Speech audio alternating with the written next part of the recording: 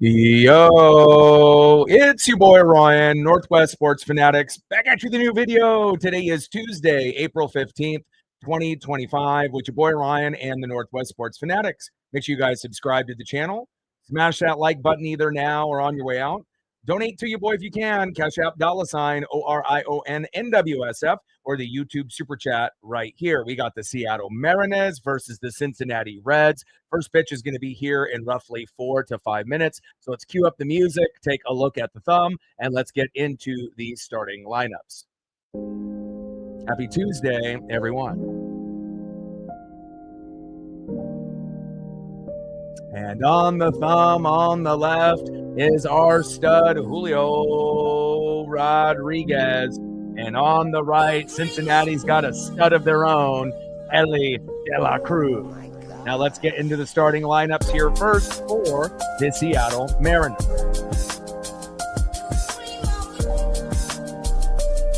Leading off for the Mariners in right field, Dylan Moore. Batting second, playing center field, Julio Rodriguez. Batting third, DHing tonight for Seattle, big dumper, Cal Raleigh. Batting cleanup, batting fourth, left fielder, Randy Arozarena. Batting fifth, catching today for Seattle, Mitch Garver. Batting sixth, playing first base for the Mariners, Donovan Solano. Batting seventh, playing second base for Seattle, Leo Rivas. And making his Major League Baseball debut, third baseman, Ben Williamson. And I really hope he sticks. This would be great if it could be our everyday third baseman moving forward for the rest of the year. We don't really know what to expect hitting-wise, but we know he is a defensive guru. Let's go, Ben. And batting ninth, playing shortstop, J.P. Crawford. And on the mound, going against his former team, Luis Castillo. 1-1 record with an ERA of 2.12. La Piedra, we need you today against your former team. Let's go, Luis. Now let's get into the starting lineups for the home Cincinnati Reds. Leading off for the Reds in center field, TJ Fredo. Batting second, playing second base, Matt McClain. Batting third, playing shortstop, one of the best players in Major League Baseball, Elly De La Cruz.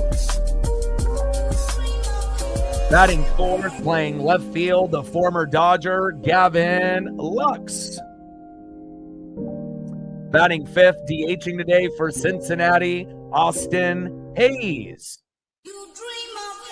Batting sixth, playing first base, Jaime Candelario.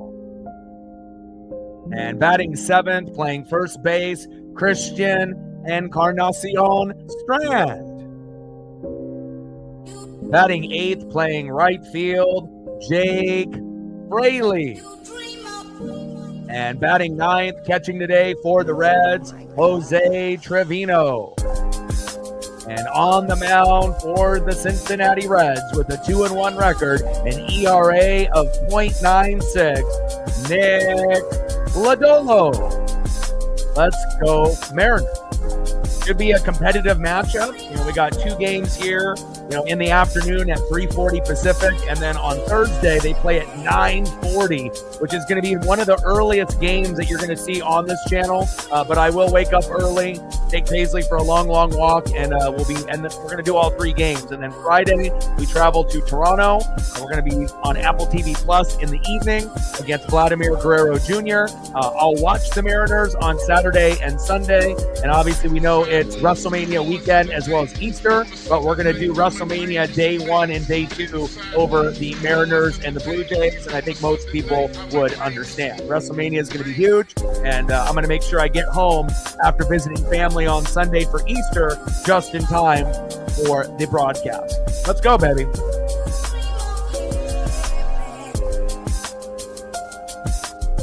We'll be shooting for 20 likes within the first hour, 30 to 50 if we can hit the algorithm and hit the volume, and obviously 100 in the donos on every single stream.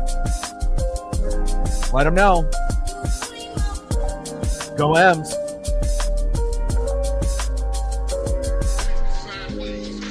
Daniel in the building, what's good? Cole in the building, what's good? SPL in the building, what's good? AM in the building, what's good? Let's go.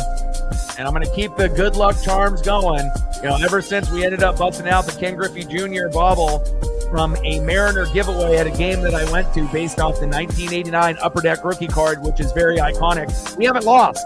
And that started off when we were down 5-0 against the Stros, and we scored 7 runs in the last 2 innings to win 7-6. We ended up winning that game and winning the Astro Series 2-1. And guess what? That bauble has given us good luck because we swept the Texas Rangers. Now, the next 2 series will be difficult on the road against the Reds and on the road against the Blue Jays. We haven't been very good on the road so far, but I feel like that Astro comeback was a springboard win. And sometimes when things are going shitty, you know, when your hitting isn't good, your pitching isn't good, your bullpen isn't good, defense isn't good, players are injured, you know, something's got to give. And when you can come back from a big victory, and you can come back from a big deficit and have a big victory at the end, it'll carry over into the next game, the next series, and hopefully that Uncle Mo will continue with the Mariners. I really like what we're doing. Troy Taylor should be back. Maybe we'll see him tonight. And then again, Matt Brash and George Kirby are kind of the last pieces, and we should be able to see them in a couple weeks around my birthday at the top of May, around May 2nd. So once we end up getting George Kirby back in the rotation, and then we can get Brash in the bullpen, things are going to be looking very, very good for the Seattle Mariners. I still like our chances of winning the division, and if we don't win the division and it ends up being the Astros or the Rangers, so be it. But I think that we can definitely get first or second this year, and I kind of had us pegged at 88 to 90 wins. Unfortunate, we had the injury to Victor Robles and Ryan Bliss, but I think Leo Rivas is better than Bliss, so it's working out. We're getting Ben Williamson at third, which I love, and hopefully that'll stick. Happy Jackie Robinson Day. And again, the Victor Robles one is going to hurt, but hopefully we can manufacture enough so by the time that when he does come back, we can still be competitive. Let's go, baby. Nick Lodolo, 2-1 record, .096 ERA. So he's been wheeling and dealing. He'll be starting it off on the mound at home, leading off for the Mariners. Right fielder today, Demo Dylan Moore. Batting second, center fielder, Julio Rodriguez. Be patient in the box, my guy. And batting third, DHing, big dumper, Cal Raleigh. Let's go, Mariners. And congratulations on making your MLB debut, third baseman Ben Williamson. He got called up on that last game versus the Rangers, but they didn't play him. But I'm hoping that this will be our everyday third baseman moving forward. That'll help we'll kind of answer a lot of the questions that we have at first, second, short, and third. Let's freaking go. Let's get it. Let's go, M's. Sarah back in the building. How are you? I imagine. Yeah, and again, if you got to be in and out, you know, this week, I totally get it. You know, whenever things starting getting a little bit better for you, I understand, but we'll always be here as a support system and to kind of, you know, give yourself a chance to be able to, you know, let things kind of come to you at that time. Back. See ya! That's a way to start the fucking game. How about Demo leading off and Demo with a home run, baby? I love that. Holy cow. Way to bring the electricity right out of the gates. Dylan Moore, 1-0 Mariners. And you know that when we cook and we can get to 4 runs and 7 to 10 hits, things are looking good. Demo, center field, back. See ya! I love it, baby. Let's go. Let's go, baby.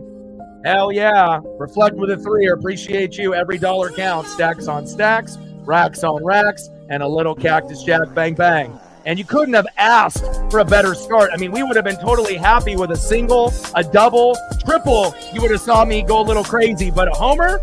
Wow. Let's go. Right ends up. And again, I'm telling you, this Ken Griffey Jr. bobblehead is doing wonders for us. We're undefeated, and they ain't going anywhere. Let's go. Next up, Julio Rodriguez. Let's go, baby. Let's go, Julio. We got to cut back on these 0-2 counts. 0-1 pitch is inside at the knees, 1 ball and 1 strike. And again, when Julio gets behind in the count, 0-2, it's typically a strikeout or a ground out 90 to 95% of the time. Let's see him work the count a little bit more here today. Big swing and a miss, 1 ball and 2 strikes to Julio Rodriguez. Let's go. Yeah, crazy on how many non-existent fans behind the plate. Look at the seats right there on the camera angle. I mean, on the left and the middle and the right, we literally only have, maybe 12 to 15 people out of like 60 seats. That's crazy. One of 2 players in MLB history with 20 home runs and those 30 bags, stolen bases, baby. Let's go. WrestleMania should be good. I will be watching the Blue Jays and the Mariners on Saturday and Sunday, but we're going to do WrestleMania Day 1 and Day 2 for the stream. And that'll be the first 2 Mariner games that we don't stream on the channel. But again, my goal was to do about 150 out of the 162. And, any other ones that we might skip on would be maybe Talladega and Daytona for NASCAR Cup Series. But other than that, we're going to try to do as many as possible. Happy Jackie Robinson Day. We got a full count here to Julio. Let's take a walk. How about not be so aggressive? And you're going to help your team more by not trying to go for moonshots. Just try to go for singles and, take the pitches while they're there. Lodolo, and that's a walk, baby. How often do you see Julio with a walk, let alone after someone hit a home run right in front of him? Amazing. Here we go. Next up is big dumper catcher Cal Raleigh. And he's DHing today. We don't have Jorge Polanco, which makes me a little nervous. But with the start so far, I like our chances. Let's go. Like, sub, donate, comment, share. If you haven't smashed that like button yet, please do. We'll be shooting for 20 likes within the first hour, 30 to 50 if you hit the algorithm, and 100 in the donos on every single stream. Big swing and a miss by big dumper Cal Raleigh behind in the count, 0-1. And he's using the torpedo bat. He's gotten 3 home runs in 3 games. Let's see if he can make it 4 home runs in 4 consecutive games. That would be amazing, baby.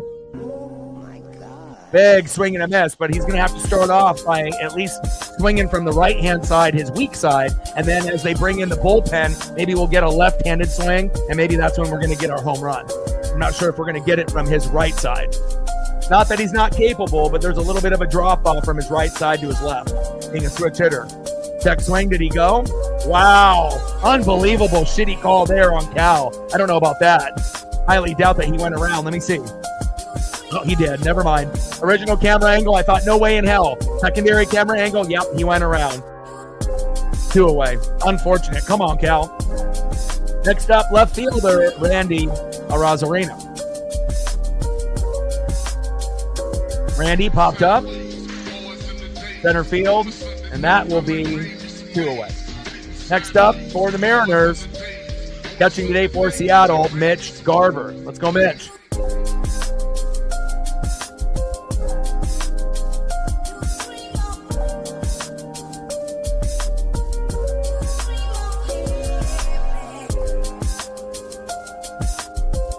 Yeah, that interview came out a few days back, and that would be amazing. And that's the next guy up that's due for the big contract. We got Julio, we got Cal Raleigh. Next up is Logan Gilbert, and they should pay him a crazy amount of money because he's, well deserving of it.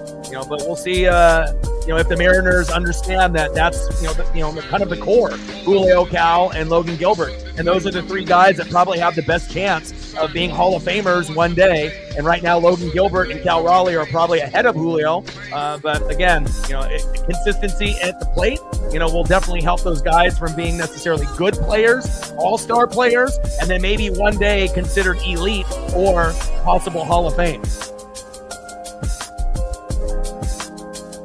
1-1 pitch from Lodolo to Garver. Bottom of the zone, 1 ball and 2 strikes to Mitch Garver. Megan with a $5, appreciate you. Stacks on stacks, racks on racks, little Cactus Jack, bang bang. Every dollar helps with all the different fees with internet and streaming fees and everything. So I appreciate that very much. We are at 8, and we got 92 to go. Pitches inside, 2 balls and 2 strikes here on Jackie Robinson Day.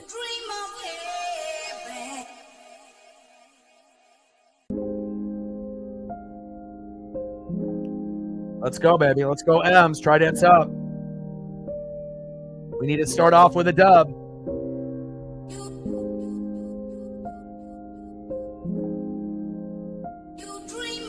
But no Rayleigh, no Polanco. Obviously, Mastrobuoni is replaced today by Ben Williamson, so I'm okay with that. And I do like the idea that we got Leo Rivas back, in the lineup with JP. I think that, not having Leo in the lineup, we got lucky that we didn't really need him. But again, I think he's a very good asset to have in the lineup. 2-2 pitch. Pitch is inside. 3 balls and 2 strikes. Count now is full to Mitch Garver. More patience in the box in this first inning, but again, when you don't have any wins on the road, you got to be able to find a way to win games on the road and make little minor adjustments to your game. 3-2 pitch. Chopper right up the field. Go to first. We leave a runner stranded at second, but Demo gets us going with that solo dinger. Let's go, baby. 1-0 Mariners. On the mound for the Mariners, going against his former team, so he should play well. 1-1 record with a 2.12 ERA. La Piedra, Luis Castillo. And then reflect and Megan, let me know if there's anything you want to see photo-wise, and I gotcha. Leading off for the Reds, center fielder TJ Reydena. Batting second baseman Matt McLean. And batting third, one of the best players in the game, shortstop Ellie De La Cruz. Must see TV, baby. Let's go. We got this game on today at 3:40. Tomorrow's game will be at 3:40 as well. And then the third game is going to be on Thursday at 9:40 a.m. But I've already committed that I'm going to do the game. So that'll be probably one of the earliest streams. I know some people will be at work or are going to be busy and they're not going to be able to maybe make that particular game, but I will be doing that. And again, hopefully we can get the dub, and a big reason I'm going to do it, Brian Wu is on the mound. So I don't want to miss anything of Brian Wu or Logan Gilbert, our top guys. George Kirby will be coming back. Troy Taylor, we might see him today in the pen. So we're getting close to being not necessarily 100% healthy, obviously with the Bliss and Robles injuries, but once we have Taylor back in, which it sounds like he may pitch today, which is great, or in this series, which is awesome. So now we're just waiting on George Kirby and Matt Brash, a starter and a pen guy, and we should have those guys ready around May 2nd, around my birthday, and that's when we should really start taking off, hopefully at that time. Let's go, baby. Yeah, we may see Mastrobuoni at some point, but again, would you want Mastrobuoni? I don't know if he could play first base. Mastrobuoni at first over Solano would be better, but again, they got Rivas at second, and then Crawford at shortstop and Williamson at third, so I'm not really sure where you put, Mastrobuoni. Now, obviously, if Cal was catching, then that would open up the DH spot for Polo or someone else, but maybe we'll see Mastrobuoni pinch hit at some point. But essentially, Mastrobuoni got replaced by Ben Williamson at third. So, they want to give the guy a shot to see if he can do it. We know he can defend. I sent you some gems, based on his defense. I don't know when it was, 2 weeks ago, a month ago. So I've already been on the radar of Ben Williamson, and I told y'all that he was on the kind of the up and up. And sometimes injuries or poor play will let a guy come up a little bit sooner. 0-1 pitch, Castillo, Friedel, and what a catch there in the outfield by Dylan Moore. Down goes Friedel. 1 away.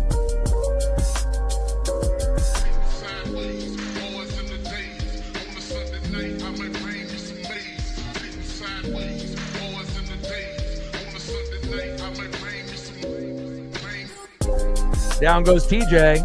Next up, second baseman Matt McLean. Pitch right down the middle for a strike by Luis Castillo La Piedra. Where the hell are the fans in Cincinnati? Holy hell. A lot of open seats there. I guess their fans don't really care. 0-1 pitch. And I know the game is a little early there. It's 3:40 start here in Oregon, but there it would be 5:40. What's the excuse? They got Ellie De La Cruz. It's not like you don't got a superstar there. Now, if they didn't have Ellie De La Cruz, okay, maybe I could see them having the turnout like this, unless a lot of people are going to come up late. Pitches outside, 1 ball and 2 strikes. But that's kind of frightening looking out there as the camera pans around. Almost looks like a Oakland A's game from last year. And we know baseball, obviously, some markets are going to be more popular than others, but McLean popped up.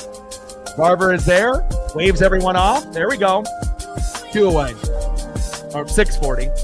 So 540, 640.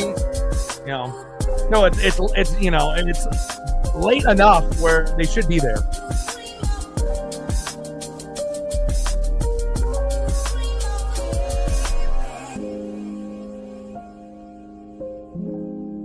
That's crazy that some of the parts of the country in the middle are 2 hours off, and then some are 3 hours off, because again, most of the East Coast is 3, middle of the country is 2, and then obviously West Coast, you'll have the live time. Little dribbler by L.A. De La Cruz, throw to first, and that's an easy 1-2-3 inning. Yeah. Well, not as bad as the NBA, though, so every market is going to be a little bit different, but let's see who's up next here for the Mariners.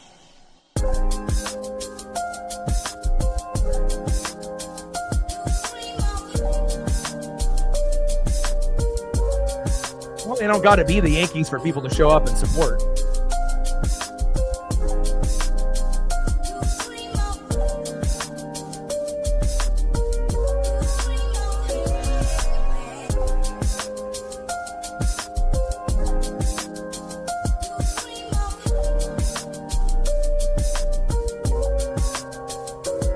Anna in the building. What's good? Next up for the Mariners, first baseman Donovan Solano. Probably the biggest mistake the Mariners made in the offseason. Mastroboni is much better. Batting second, playing shortstop, second base. In the 7-hole, Leo Rivas, much better than Ryan Bliss. But I hope Ryan Bliss gets better as soon as possible. And batting third, in the 8-hole, making his MLB debut, third baseman, Ben Williamson. Let's go.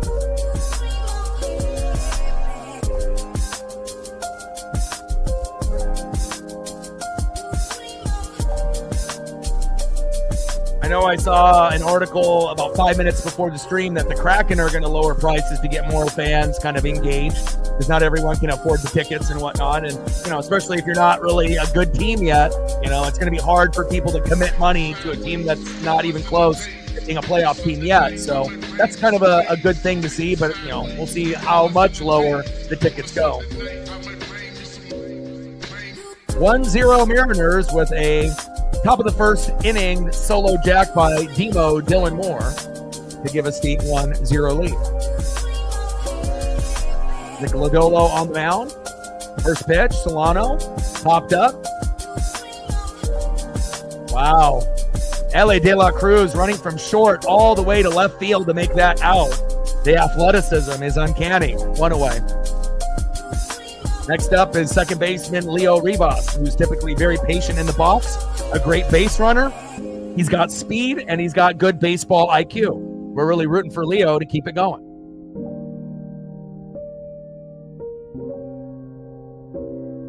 Top of the second, 1-0 Mariners. The magic number will be 4 runs, 7 to 10 hits. And if we win, those typical categories with our pitching, we should be able to find a way to get the dub. But when we score 1 to 3, odds go much lower. We're not really built to win 1-0, 2-1, or 3-2. Pitch inside there for a strike. Behind in the count now, 0-2 to Leo Rivas. Nick Lodolo, 2-1 record, 0.96 ERA on the mound, and Leo Rivas in the box. Let's go, Leo.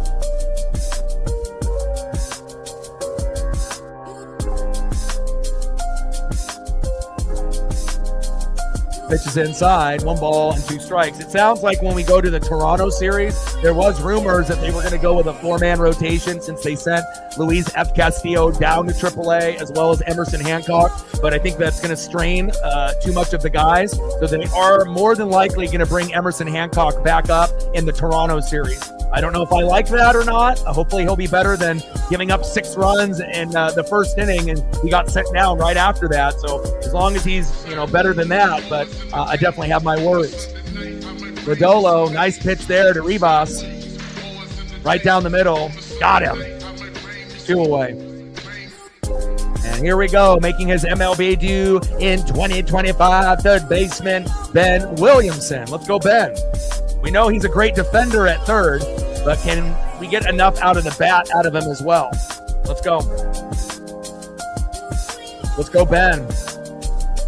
And the third base position is his natural position, and we haven't really had that since Eugenio Suarez. So, it's kind of nice to be able to, we had the Eugenio Suarez, we fucked up and dropped the ball, then you did the Josh Rojas experiment, and then this year they've been throwing multiple guys, in the position. I think Williamson's going to work. I really do. I know he's a farm guy, but I have confidence in him that he'll be able to hit and defend.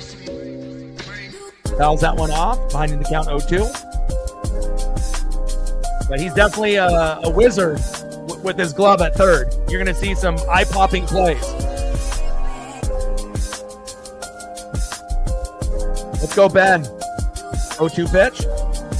Pitch is low and inside. 1 ball and 2 strikes, and he's got the MLB debut patch, obviously, that he'll be wearing on the jersey. They'll cut that up and throw that into one of the packs, and then he'll autograph that, and that'll end up being one of the more expensive cards for him. Nice single, pulls it into left field. BW, Ben Williamson in his MLB debut, already making a difference. Let's go. Whole family is there, and what a better way to get your first at-bat, to get a single, to get the game going. Let's go, BW, Ben Williamson, my guy. Next up, shortstop, J.P. Crawford. Let's go. Good shit, man. And as with so many other guys, Feldman, Celestin, Harry Ford, Lazaro Montes, Cole Young, Colt Emerson, Durangelo, the switch pitcher. I mean, we got a lot of guys. Logan Evans. I mean, there's pitchers. There's going to be guys that are going to be infield and outfield. There's so much talent in the farm. Not all the guys are ready yet. But in a few years, this lineup is going to look a lot different than what it looks like right now. And we will have some of those farm guys be starters for this team. And maybe that's when we really take off. 0-1 pitch to JP. It's right down the middle with a heater for a strike. Behind the count 0-2. 1-0 Mariners in the top of the second. Let's go, baby. Yeah, it won't be that much, but a lot of those MLB debut autograph cards are super rare, and there's only one of them. And whenever they do debut, you have seen a lot of baseball players, have their families contact, the baseball card owners to try to make a deal. But some of them will go for thousands. And some will go into the 5,000 and 10,000 range, and some even higher than that. But yeah, Skeens is definitely going to be the highest. You're not going to see one higher than that. That one chopped foul, 1 ball and 2 strikes. I mean, even if you get like a no-name player, it's a big deal because it's going to be their rarest card. Got the MLB debut patch on there with the auto. It's a 1-of-1, even though 1-of-1s, it seems like there's hundreds of them now. It used to be kind of an uncommon thing for a 1-of-1. Now it's like Paul Skeens has got like 100 1-of-1s. But depending on what card you get, that could be the difference between, maybe $100 card, depending on the grade, PSA 10, BGS 9.5, or it could be $1 million card. So, top of the second, 1-0 Mariners. Nick Lodolo on the mound. 1-2 pitch to J.P. Crawford with 2 outs. Runner at first. Pitch is outside at the knees, 2 balls and 2 strikes.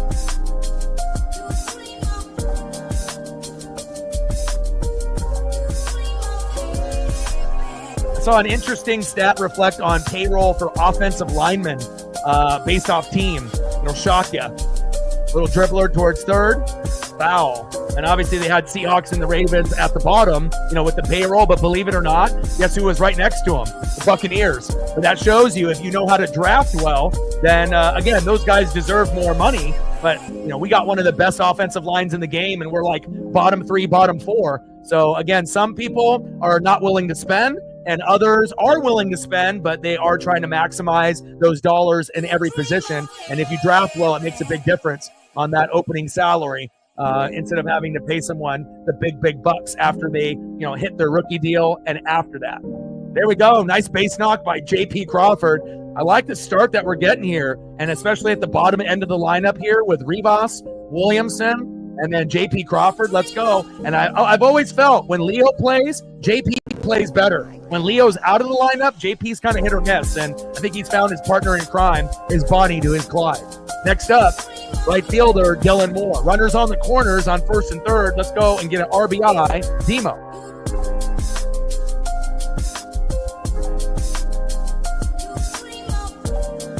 Now, if I see the article again, I'll send it to you. But it definitely shows, the teams that are not willing to spend, and they may not have the right smart individuals that know how to evaluate talent at that position. And then there's also that, ones that know exactly what they're doing, but they're able to get those, amazing players on rookie deals, and then the money gets to go somewhere else.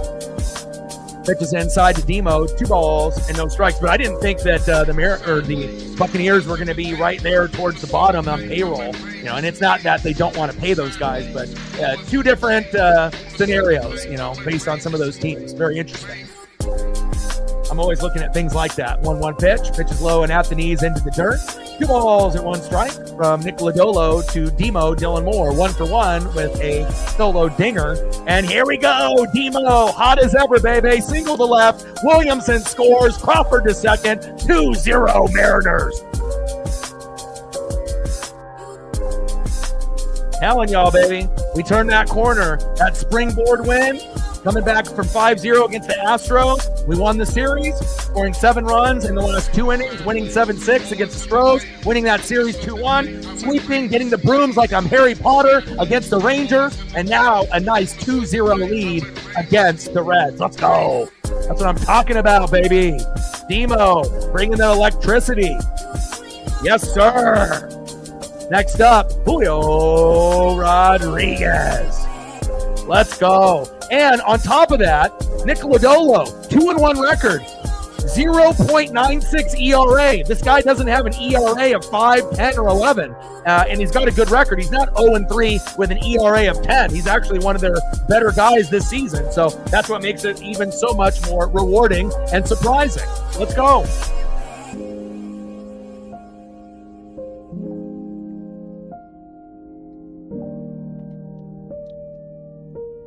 Some of the names on the list also were a little shocking to see how much people, that don't know what they're doing.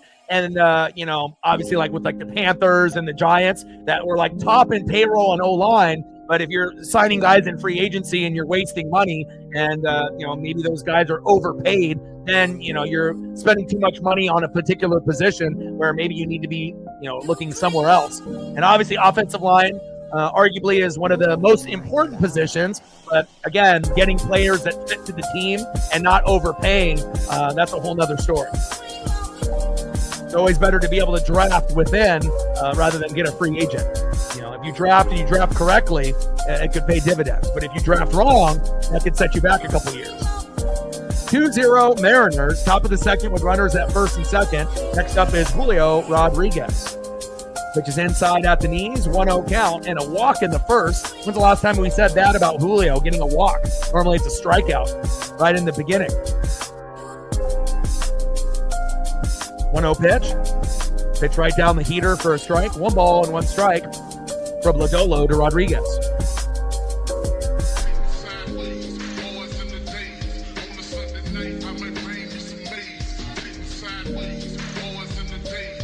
Great start for the Mariners. Pitches inside again with that heat right down the pipe. 2 balls and 1 strike, even though that probably should have been a strike there. Very close call. 2-1 count with runners at first and second for Julio Rodriguez.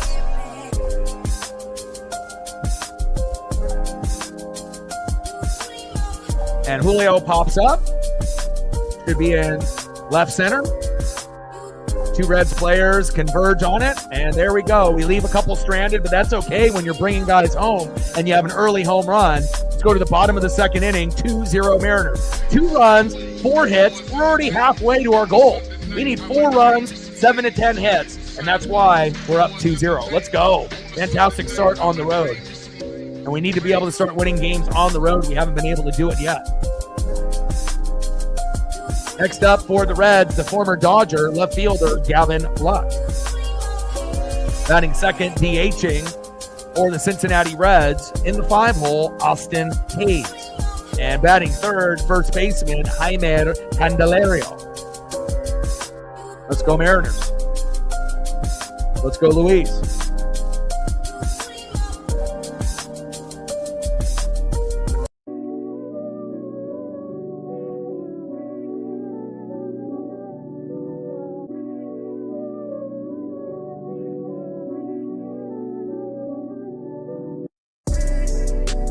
Like, sub, donate, comment, share. If you haven't smashed that like button yet, please do. Once we get to 20 likes, we hit the algorithm on YouTube, and then they're more likely to recommend the game to others that are looking for a Mariner or Reds broadcast or just an MLB broadcast. And then that can help us, not only get new people to the channel, it can help us get likes, subs, views, donos, and new Fanatic family members. Let's go. And we're off to a pretty damn good start already. We're almost at 20 already. We're only 2 away. So based on who's in the room, it looks like only 4 people haven't smashed it just yet. So if we can get a couple more, we'll be at 20 and we'll be in the algorithm. Let's go. We're at 18, 2 more to go. And we're at 8 on the dono train, 92 to go. Let's go, baby.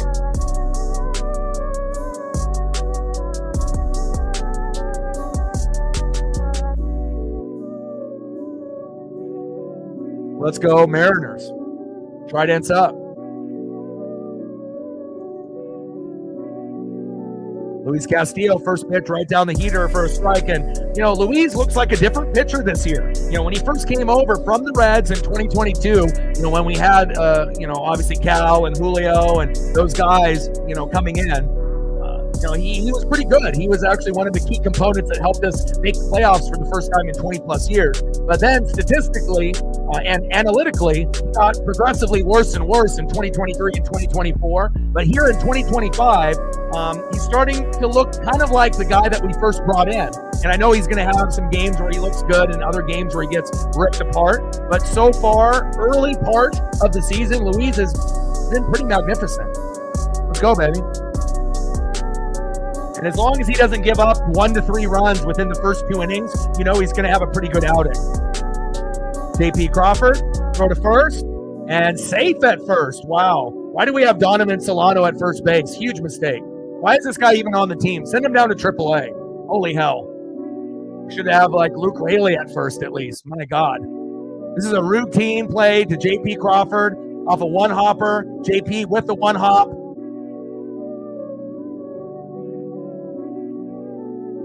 And that's very close.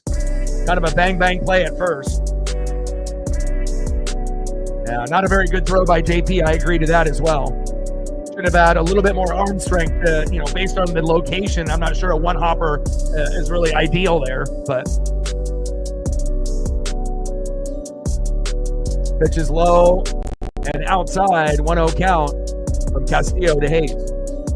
It'd be nice to be able to get some guys that have some arm strength at first, second, short, and third. And Williamson's got the arm at third. But as far as the others, kind of hit or miss. Slow dribbler is foul. 1 ball and 1 strike from Castillo to Hayes. Let's go, Luis La Piedra. Let's go. And Austin Hayes in the ball. Andrew in the building. What's good? Pitch is outside, 2 balls and 1 strike. And sometimes it makes me wonder when I see guys like Julio kind of half-ass it to first base, or when you see guys that kind of routinely one-hop, certain throws are they hurt? And then they're just not telling anybody, and sometimes that is the case. Sometimes it's just, not strong enough, or, maybe the effort isn't there. But it always makes me wonder, because there's always injuries that you hear about after the season's over. Like, oh yeah, I've been playing with a dislocated shoulder for 3 months, and it's never been on the injury report, so obviously that ends up turning into surgically repaired knees, like Jorge Polanco, and having some hip issues. But as far as the media is concerned, you have no idea if JP is having any lingering injuries. And Julio, I don't think has one, but it is more of an effort thing. Pitch is low and inside. Count now is full. 3 balls and 2 strikes from Castillo to Hayes. And if you're just tuning in to the matchup, Moore homered right at the first at-bat as leadoff hitter, 1-0 Mariners, 429 feet. And then in the second inning, Demo single to left. Williamson scored in making his MLB debut here today, and Crawford to second to give us the 2-0 lead.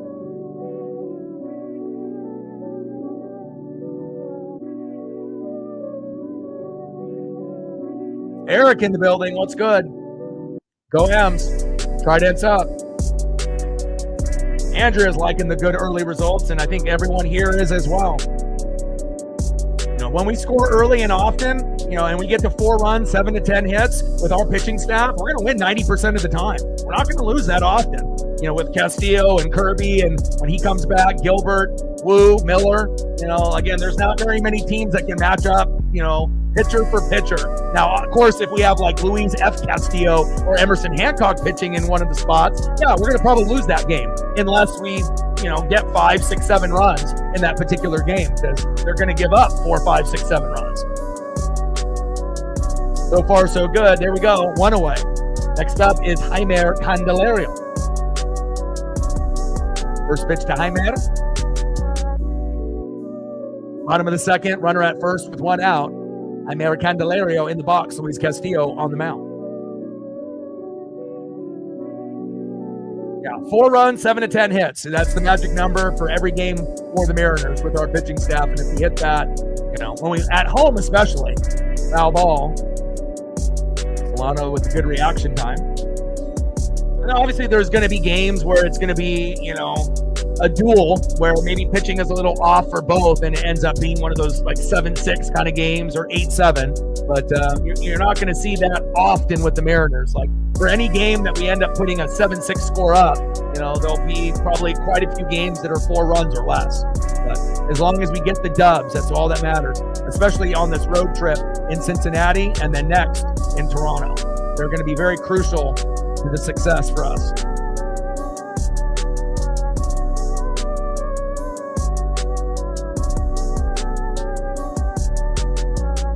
Let's go.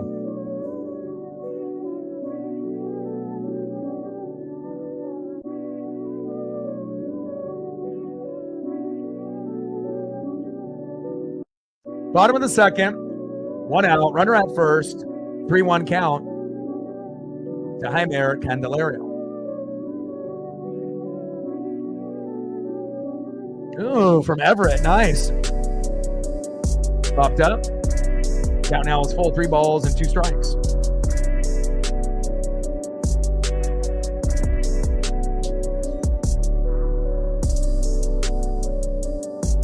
Yeah, we had some insane record too when we, at home, when we put up like 4 or 5 runs at home with our pitching staff last year. The record was like 43-7, with our pitching staff. So it's almost like unbelievable, but it's true. And that's a walk. A little shaky start here in the second inning for Luis Castillo, La Piedra, but maybe we can get a double play here. Next up for the Reds, first baseman Christian Encarnacion Strand. Let's go. Yeah, especially at the early start of the season where everyone was already giving up on the Mariners. It's a 162-game season. It's not like the season is 60 games. It's much longer. So again, and it also depends on if you're playing really good teams to start off the year or teams that are overachieving, and playing the Tigers and the Giants early on rather than playing, maybe the Marlins or someone else, the A's, maybe things could have been a little bit better. But again, you really start to figure out who you really are as a team a month or 2 in. So that way you get your mix of good, bad, and mid teams instead of just playing dog shit teams and you end up, having this amazing record and then it falls apart 2 weeks later. Or you end up having a really tough schedule like the Mariners did, and then we're trying to figure out, based on the Robles Bliss injury, and we're just trying to find ourselves. So, and Taylor should be back in the pen here today, and now we're just missing Brash and Kirby. They're due back May 2nd. Pitch is low and inside from Castillo to Encarnacion Strand, 2 balls and 1 strike.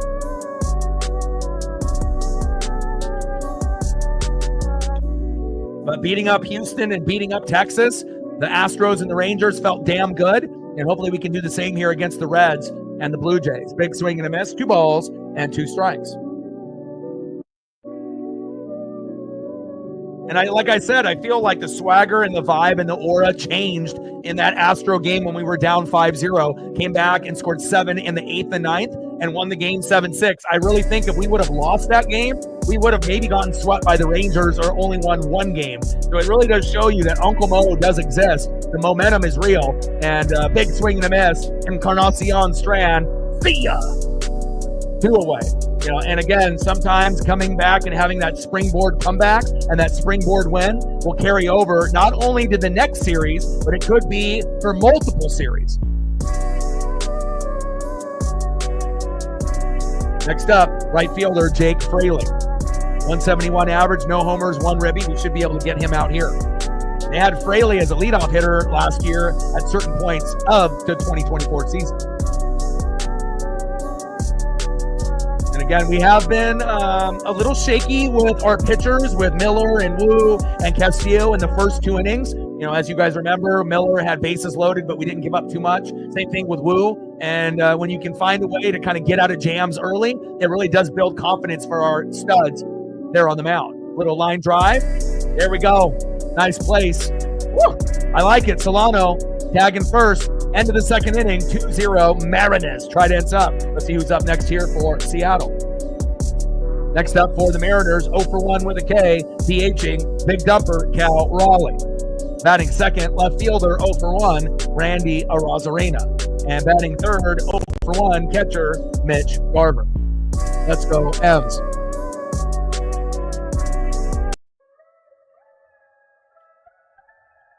Great start.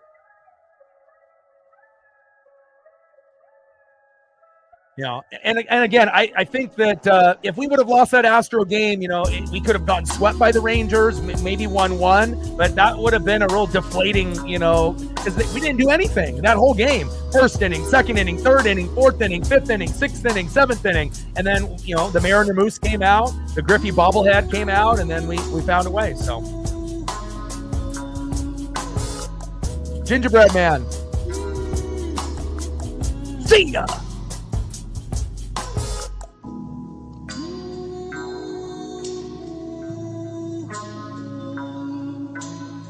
But I really feel that momentum definitely carried over.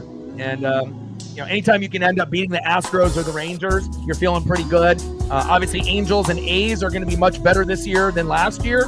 I don't think anyone anticipated the Angels to be at the top, you know, of the leaderboard, even early in the season with Texas. But here we are. And obviously, the A's, you know, don't have a stadium. They're waiting for all of that situation to get cleared out. But, you know, with guys like Lawrence Butler and Brent Rooker, they're going to be competitive. They're not going to necessarily make the playoffs, so to speak, but I think that they will be better than last year. Let's go to the top of the third inning. Nick Lodolo on the mound, Cal Raleigh in the box. 2-1 record with an ERA of 0.96, which is amazing. And a little shocked and surprised that we're doing this well early on, but I love it. That Uncle Mo, baby. Next up in the box, 0 for 1 with a K, Big Dumper, Cal Raleigh. First pitch right down the middle for a strike. 0-1 count to Big Dumper. And I can't wait for Big Dumper to be able to bat left-handed, because that's when we're going to get the most damage. 0-1 pitch in there for a strike. Behind the count now 0-2 to Big Dumper. No, I was waiting for you and Reflect to give me, you know, some ideas for photos.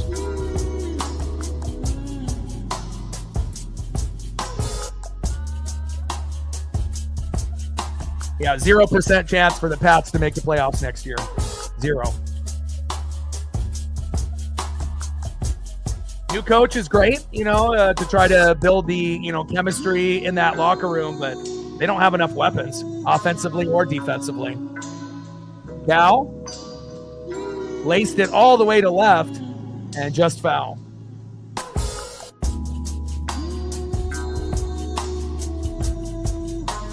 Yeah, I mean, it will be amazing if he can go 4 games in a row with that torpedo bat with 4 homers, but he's having some great success.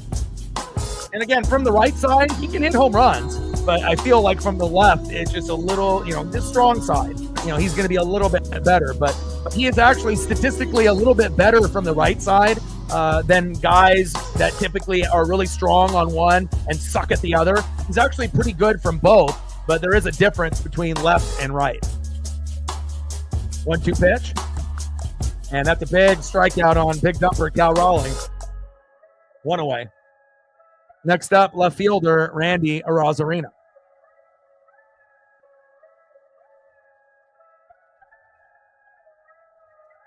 Yeah, but Diggs is injury prone. Diggs is not the same player as he was, you know, again, when he was on Minnesota, let alone when he was with Josh Allen, you know, and the Bills.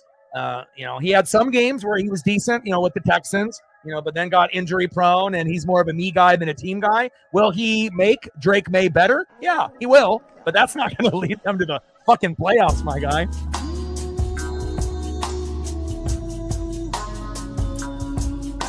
Especially when you got one of the worst offensive lines in the game, and the defense has got a long ways to go. Facts. One player doesn't make a team. It's 11 on 11. And especially if coaching and coordinators maybe aren't really the best fit for that team either, good luck. Not to say that the Jets are going to be great, as well as some of the other teams that are in that particular division, but as well as like the Miami Dolphins, they're very hit or miss. But Buffalo will reign supreme. 2-2 pitch. And Randy line drives it back to the 10th row. Foul. Nice souvenir for a fan.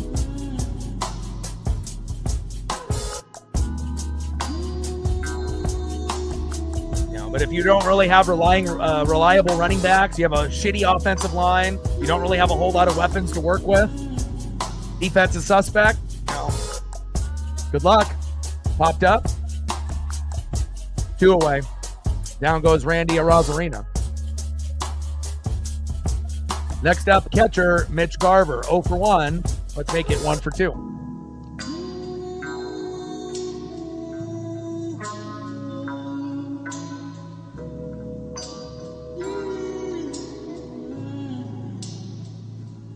Now, if Diggs can stay healthy for the full season, that could definitely help them quite a bit. Maybe you go from 3 to 4 wins, maybe that they overachieve, and maybe they get to like 7 or 8. But I don't really see them capping out at best case scenario for them would probably be like 8 and 9. And that's being generous. If everything went right, everyone overachieved, all the draft picks panned out, nobody really got hurt. And then they were able to, build a really good chemistry, but for all of those things to happen, could it happen? Yeah, it could, but realistically, they got a long ways to go, but we'll see how the team looks after the draft. But even so, they still look like a team that might only be a 3 to 5 win team, 3 to 6, something of that nature. Because you got to think based on how they sit, I don't even know if they can beat the Jets in Miami, and those teams aren't very good. Those teams are kind of mid, they're like middle of the pack. So top of the second, popped up. Top of the third, Lodolo on the mound, Garver in the box.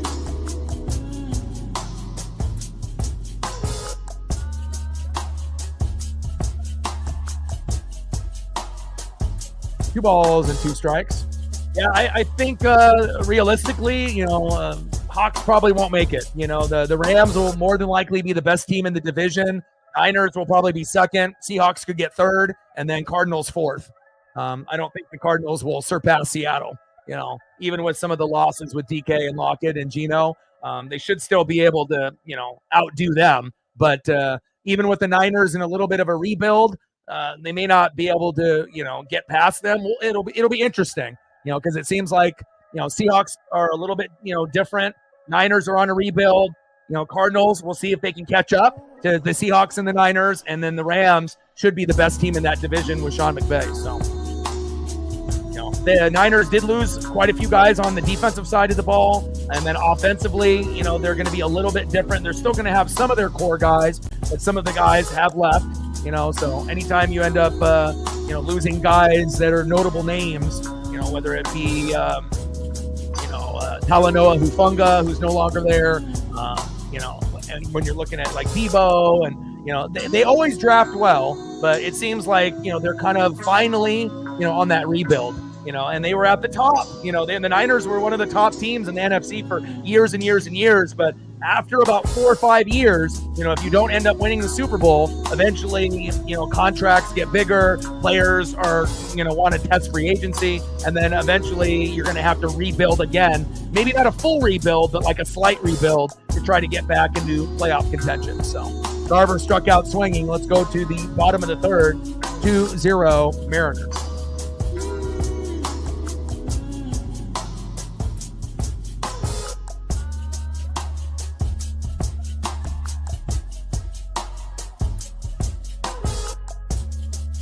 No, 100% zero. No. They're not even the same type of receiver.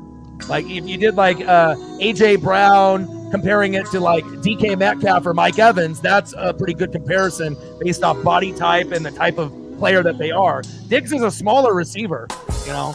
If you're going to compare Diggs, that's like a poor man's Amon-Ra St. Brown. That's a better example, you know. And again, Diggs, depending on the quarterback that he has, the better that he can be based off targets. But you got to think, going from what he had in Minnesota and the Minnesota-Minneapolis Miracle, you had Josh Allen throwing to you, and obviously your career took off for both of them, when they played together. But then going with C.J. Stroud, with Tank Dell and everyone else, ooh, right over Randy Arozarena.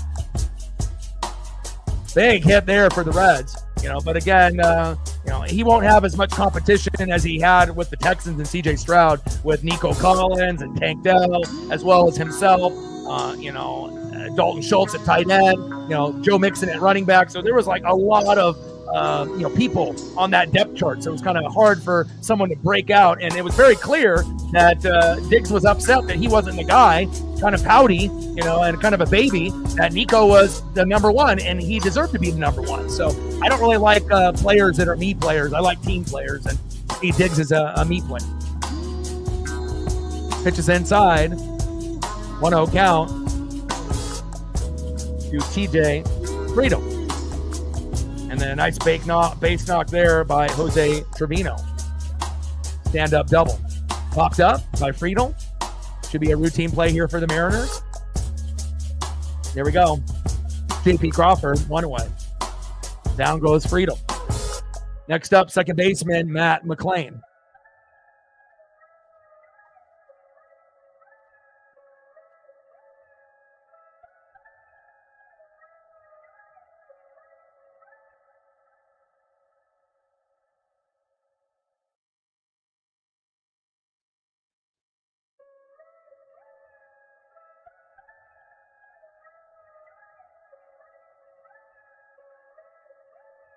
I don't think there's really a lot of me players on the Cowboys, so to speak. It's just that they have bad ownership and bad coaching. CeeDee Lamb could be a star on any team, even if he was on like the Cleveland Browns. Like CeeDee Lamb is amazing, but obviously banking your future with Dak, good luck with that.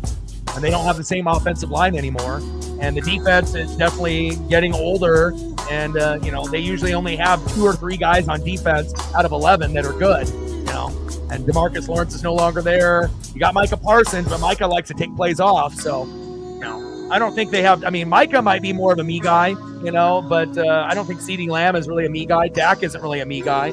He tries his best, but he just unfortunately kind of chokes in the big moments in the playoffs. The bright lights are not for everyone. Bottom of the third, 2-0 Mariners. 2-1 pitch. Pitch is outside. 3 balls and 1 strike to Matt McLean.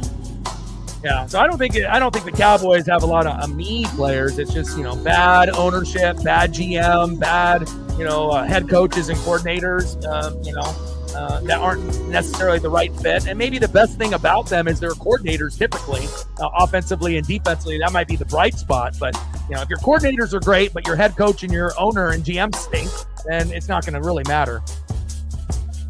You're only going to go so far. Count now is full. 3 balls and 2 strikes to McLean, and that's a walk.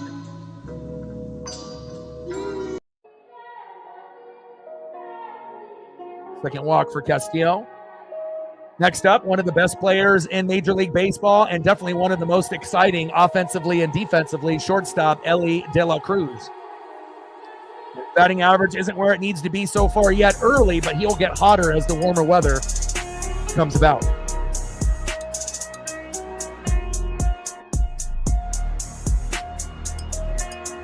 Yeah, no worries. I got you.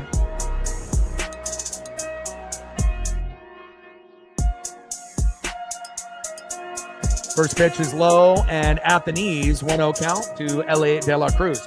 Do you want something like team related or like actor or actress related? You want to go something like Seahawks or Kraken, or do you want to go with some of the more like actors that you typically have and people like you like to follow in shows and whatnot, or Back to the Future. I mean, I got many files for you, so I got files for quite a few of the OGs in the room, and some of y'all have more than one file. Got to make sure I got all that ready to go at any given time. Saves me time too, so.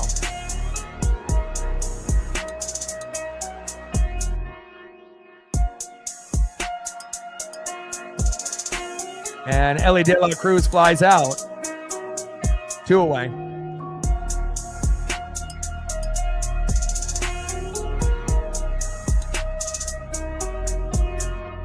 Okay, sounds good. That's what I was thinking. I just wanted to ask first, but it would be kind of cool to see a little Jay-Z and a little Jim Zorn and Steve Largent there.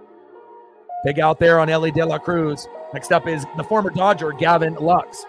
I feel like with the Steelers, Tomlin is a great coach, but they're starting to realize that Big Bens don't grow on trees.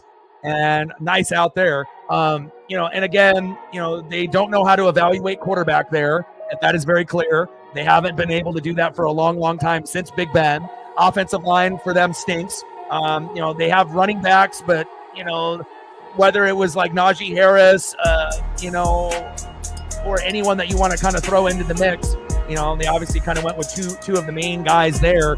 They weren't really good enough.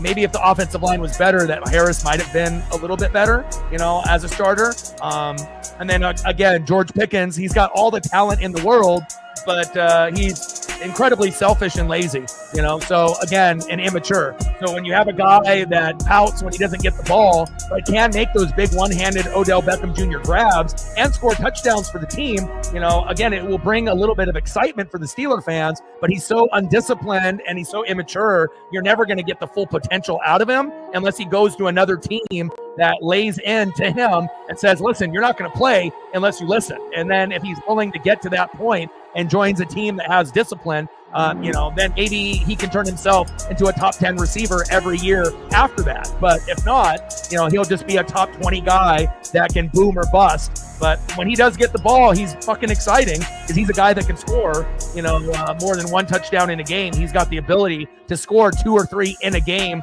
once in a while. But, the quarterback situation isn't good. The offensive line situation isn't good. And then defensively, you got TJ Watt, who's amazing, right? You got Minkah Fitzpatrick, who's good. You got Hayward on the line. But again, 3 or 4 guys out of 11 ain't going to cut it. And again, normally the Steeler defense is typically top 5 or top 10. But as soon as one of the stars goes down, Hayward, Fitzpatrick, TJ Watt, there's usually a huge drop-off. And then they aren't able to keep up with some of the other teams, not alone just in the division, but in general. So, the Steelers are kind of like a 500 team, unless they can get that extra win. Nice little base knock there, and that's going to bring home a run. Castillo needs to really settle in here, otherwise we're going to be in trouble. Nice hit there by Gavin Lux, the former Dodger, bringing home a runner, 2-1 Mariners. With runners on the corners with 2 outs, we got to get Austin Hayes out. That's got to be it. Let's go.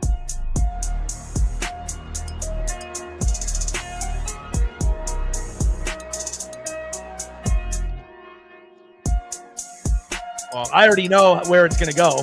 It's going to go Sam Darnold 1, Drew Lock 2, and Sam Howell 3, 100%. Not to say that Howell stinks, but, I almost guarantee Lock will win the number 2 job. He's very liked in that room and in that building, even though it's a different regime. And I think that they feel more confident, in his understanding. And I think he's got a little bit more swagger and confidence. So, and we'll find out if Howell can surpass him. But I would be very shocked if Howell takes over Lock for 2. I think Howell is the 3, and based on everything that we've seen, and again, Howell had some moments on Washington where he looked good, but if you actually break down the stats, they were a little deceiving.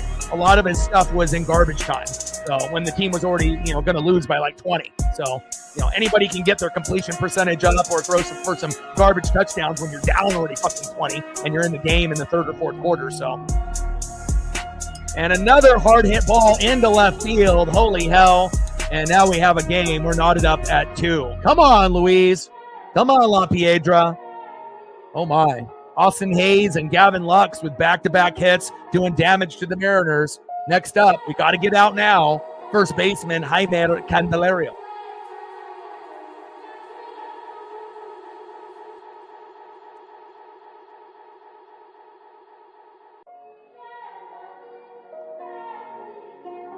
Yeah, I mean, if they were 100% sold on Howell, they would have not brought in Locke. They would have used that money for another position, offensive line or defense or so. I mean, some teams have 3, but it's kind of smarter to only have 2 on the roster. Yeah, injuries do happen, but based on where the team sits with all the holes on the O-line and the defense, if they were sold 100% on Howell, like they felt confident in his abilities, they would have never signed Locke. I mean, that's kind of typically how teams usually run in the front office. And Locke is better than Howell. So that's why they signed him, I feel. Pitch is inside, 1-0 count.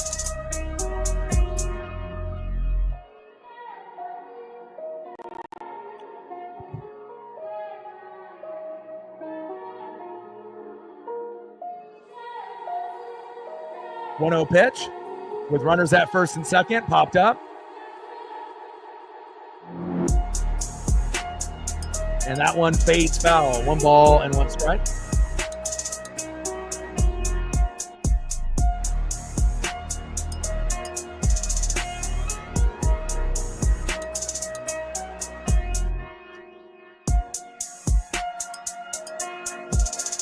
One pitch.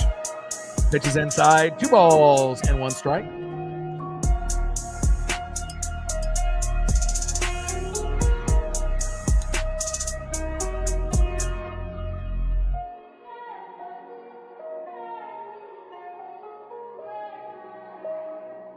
One pitch and ripped again. Oh my God. Thankfully foul.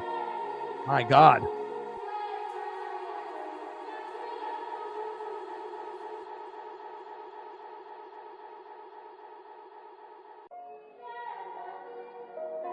Bottom of the third, 2-2 Mariners and Reds.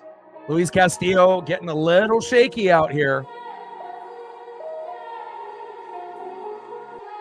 2-2 pitch. Pitch is low and at the knees. Did he go? Count now is full. 3 balls and 2 strikes.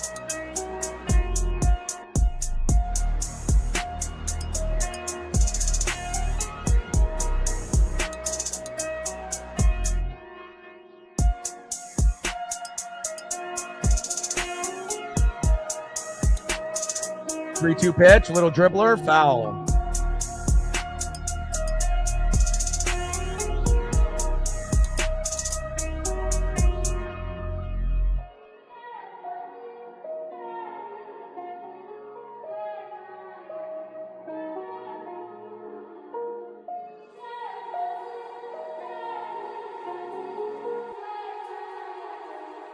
There we go. Nice punch out. Finally, we get out of the inning. Nice job, Louise. That one got really shaky, and we could have definitely given up 3-4 runs that inning. Now it's 2 runs apiece, 4 hits apiece, no errors apiece. It's literally dead even. Get a couple photos up here.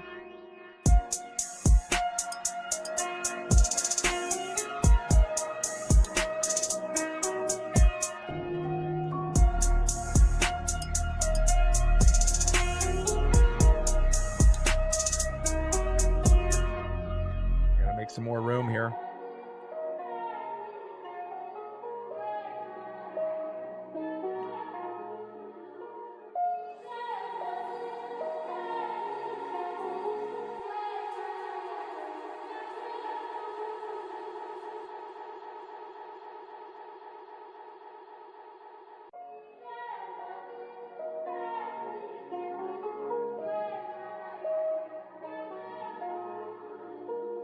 The good old days.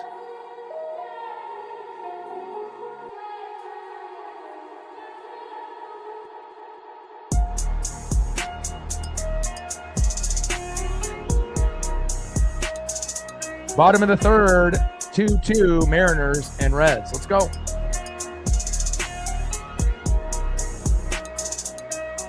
Next up for the Mariners, 0 for 1, Donovan Solano. Batting second baseman Leo Rivas. And batting third, making his MLB debut, third baseman Ben Williamson, already with a single. Great defender. Maybe this is the guy that we've been waiting for all along at third, and it is his natural position. Really rooting for him. Would love for him to be our everyday third baseman.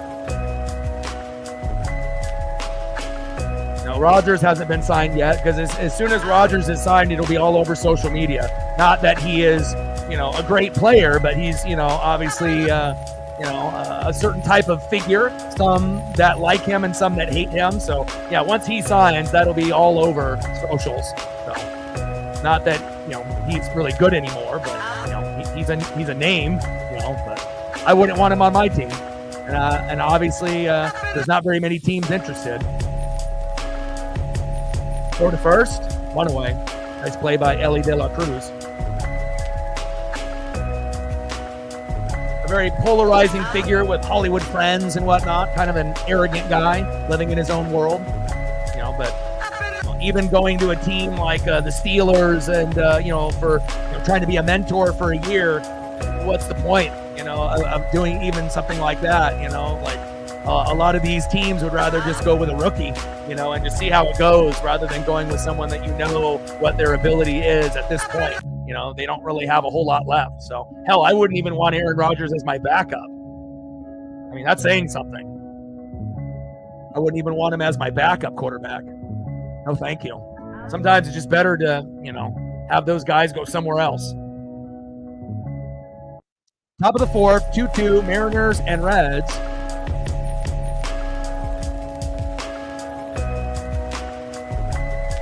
O2 pitch. Pitch is high and inside to Leo Rivas.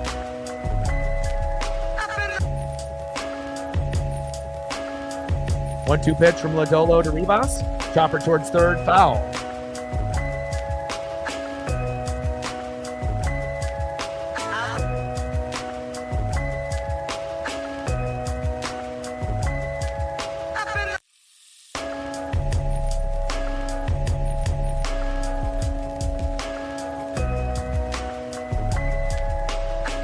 Chopper towards third, throw to first. Got him. Yeah. Also, it's not just, drafting an offensive lineman, but drafting one that actually pans out, and again, that has been the bugaboo, for the team for years and years and years and years. They, have not been able to consistently pick the right guy at the right time. And hopefully, for their sake and for the fans' sake, that, they will at some point. Top of the fourth, 2-2, Mariners and Reds. First pitch there to Williamson, fouled off, 0-1 count. Let's go, Ben.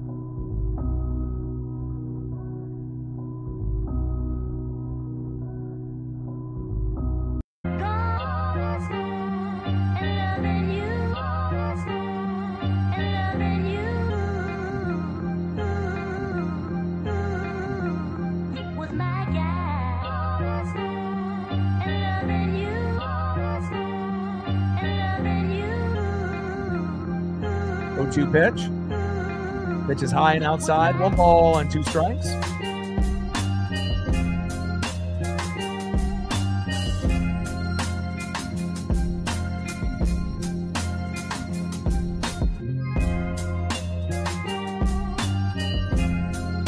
Fouled off. He's still battling.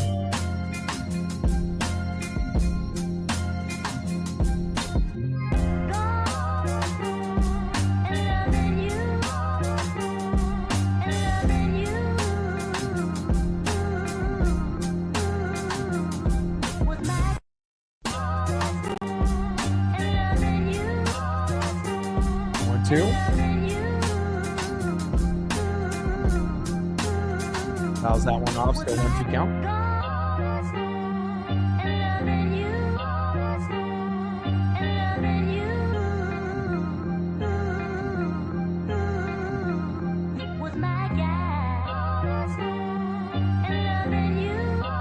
Pitch is low at the knees. 2 balls and 2 strikes. Lodolo on the mound. Ben Williamson making his MLB debut. Already has a single early in the matchup, which is great. 2-2 pitch. And big swing and a miss. Down goes Williamson. That's going to happen from time to time. Go to the bottom of the 4th inning and see who's up next for the Cincinnati Reds. Next up for the Reds in the 7-hole, first baseman 0 for 1 with a K, Christian Encarnacion Strand. Batting second, 0 for 1, right fielder Jake Fraley. And batting third, 1 for 1 with a run, catcher Jose Trevino. Let's go Mariners.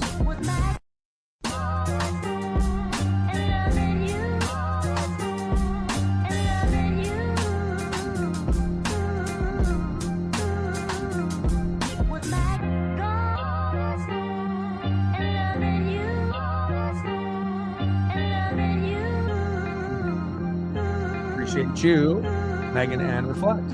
Like, sub, donate, comment, share, help ya boy out.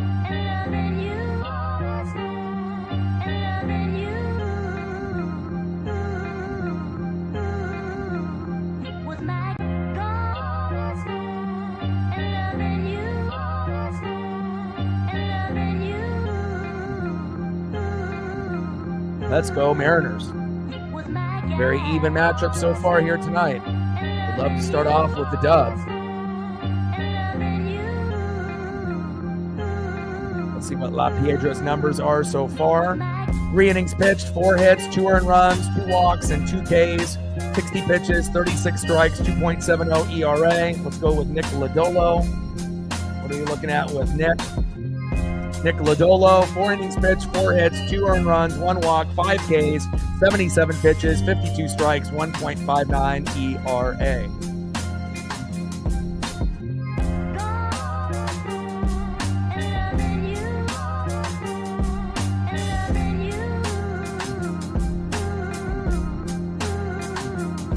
That's a good question. They have Achilles Smith Jr. Obviously his dad, Achilles Smith, used to be, the guy. They got a few guys that, that are lined up, and there will be some competition there. But I obviously know Novosad is definitely not good enough to be the starter, at this point. But, again, there will be, good competition there in the room. And, again, we'll probably have to wait until summer before they release, who's going to be the starting QB for the upcoming season. But realistically, if I had to put my money on it, it'll be Dante Moore. And that was the transfer that we had when Chip Kelly was coaching at UCLA. And he was a very athletic guy with a big arm. And I would say 90% chance it'll be him. There'll be other guys that will be in the mix, transfers and other guys kind of waiting in the wings. But I would probably say that it would be Dante Moore. And realistically, Dante Moore, could be better than Dylan Gabriel. So we'll see how it goes. I think we can go a little bit further with Dante Moore. Dylan Gabriel was pretty good, but again, our offense, never really had a lot of top, tier NFL guys. And that was the reason why we couldn't kind of get over the hump against the Buckeyes, where they had NFL guys at quarterback, running back, wide receivers, a couple of them, and if you really look at the Duck offense from last year, he didn't really have a standout, even though Dylan Gabriel was a name, again, he's not more than likely going to pan out to be a great NFL quarterback. I don't know if Will Howard is either, but, Chip Kelly being the OC really was the main difference for them. And I think that we can go a little bit further with Dante Moore than we did with Gabriel. So that's saying something. But we still got a ways to go. But that's more than likely who will be the guy, based on watching film, watching games, and, knowing what's going on with the team.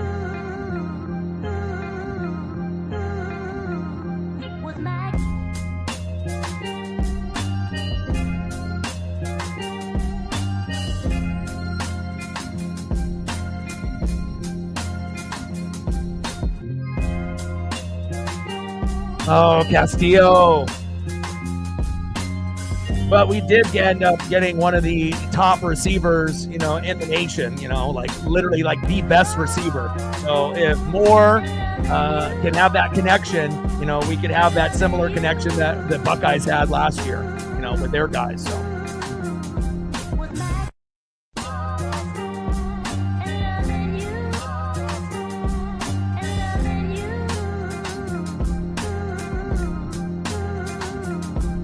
Dante Moore and Decorian Moore. And that guy is going to be special.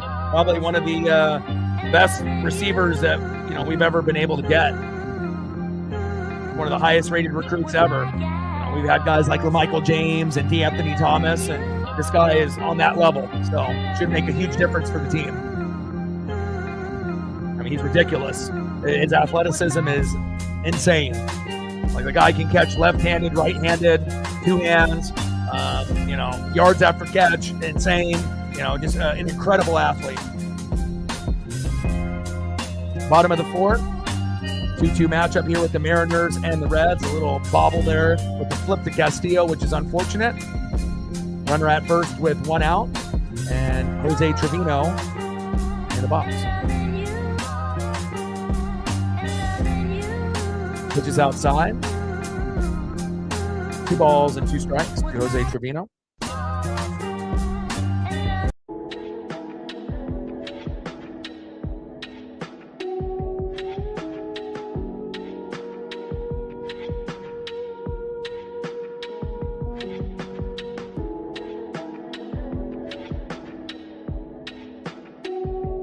Popped up. There we go. Julio's there. 2 away. Next up is TJ Frito.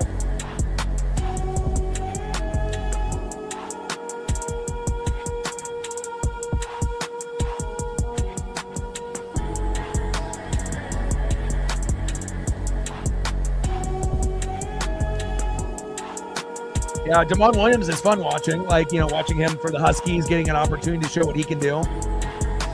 Throw to first, safe. Kind of a raw player, but definitely you could see the potential in him, where he could be kind of special for that squad, for sure. I'll be watching quite a few games of him.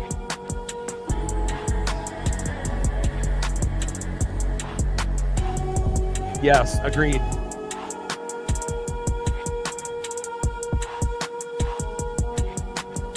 One-0 pitch. Popped up. Julio's there. There we go. No fly zone. End of the 4th inning, and we're still knotted up at 2.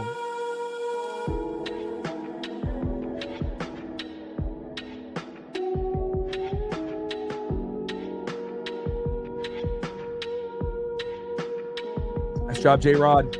Good defense out there in that no-fly zone, baby. Next up for the Mariners, 1-for-1 in the 9-hole, shortstop J.P. Crawford. Batting second, 2 for 2 with a solo jack, a run, and 2 RBIs. Right fielder today, Dylan Moore. And batting third, 0 for 1 with a base on ball, center fielder, Julio Rodriguez. Like, sub, donate, comment, share. If you haven't smashed that like button yet, please do. We should be at 20 by now. We only needed 2 more likes like a half hour to 45 minutes ago, but I don't think there's anyone in the room that's keeping up with that just at the moment. But if we could have someone help out with that, that would be great. Looks like we're at 23.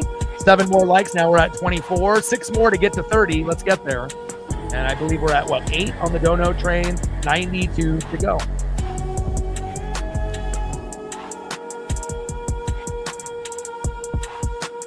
Let's go, Mariners.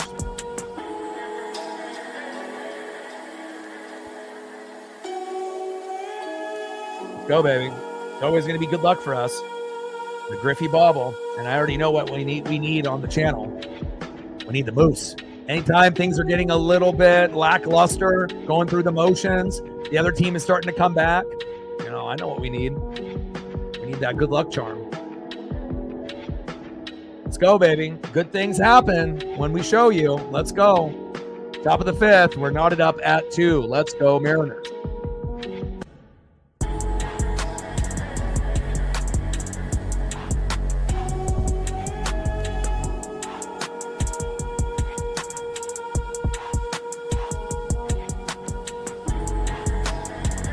First pitch from Lodolo to J.P. Crawford. Pitch is outside, 1-0 count. Let's go, baby. Trident's up. Start off with a win. Pitch is outside, 2 balls and no strikes to J.P. Crawford. Let's go, J.P.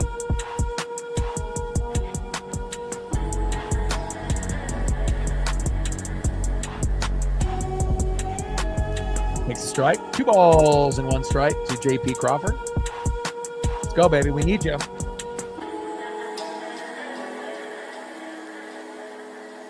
2-1 count. Pitches outside. 3 balls and 1 strike.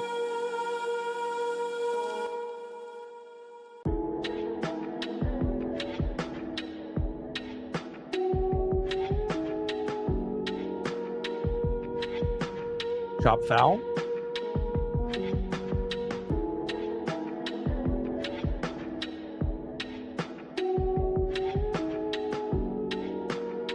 Well, JP has been getting on base, with a lot of walks, and if he gets walks or hit by pitch or whatever, just finding a way to get on base. And he got hit right there. There we go. And JP has been playing better when Rivas is in the lineup with him. So, again, I think they kind of found the Bonnie to their Clyde and whatnot. Next up is Dylan Moore. Back. See ya! Are you kidding me?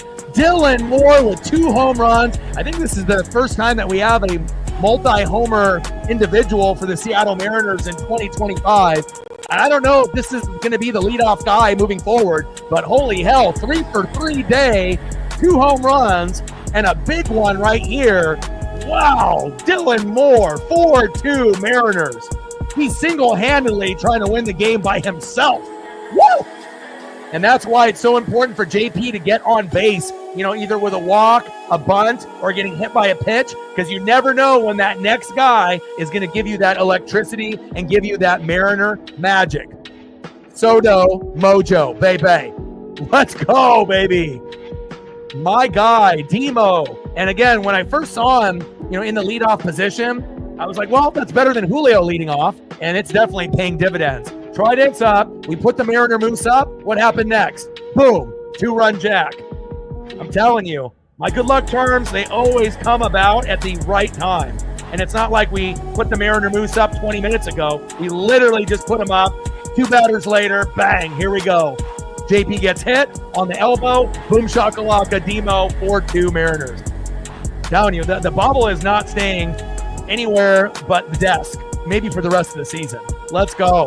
Huge. Fucking huge. Let's go. 1-1 count to Julio. And that's the magic number. 4 runs, 7 to 10 hits, and we're already at 4 on Lodolo.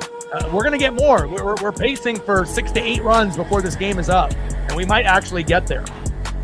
I mean, the way that Demo is playing, hell, he might end up doing it by himself. This could be like a 4 for 4 or 5 for 5 day, like an Ichiro kind of day, but with Griffey and that home run power. Polo has a day off today because they had to put Cal at the DH spot and Garver's catching.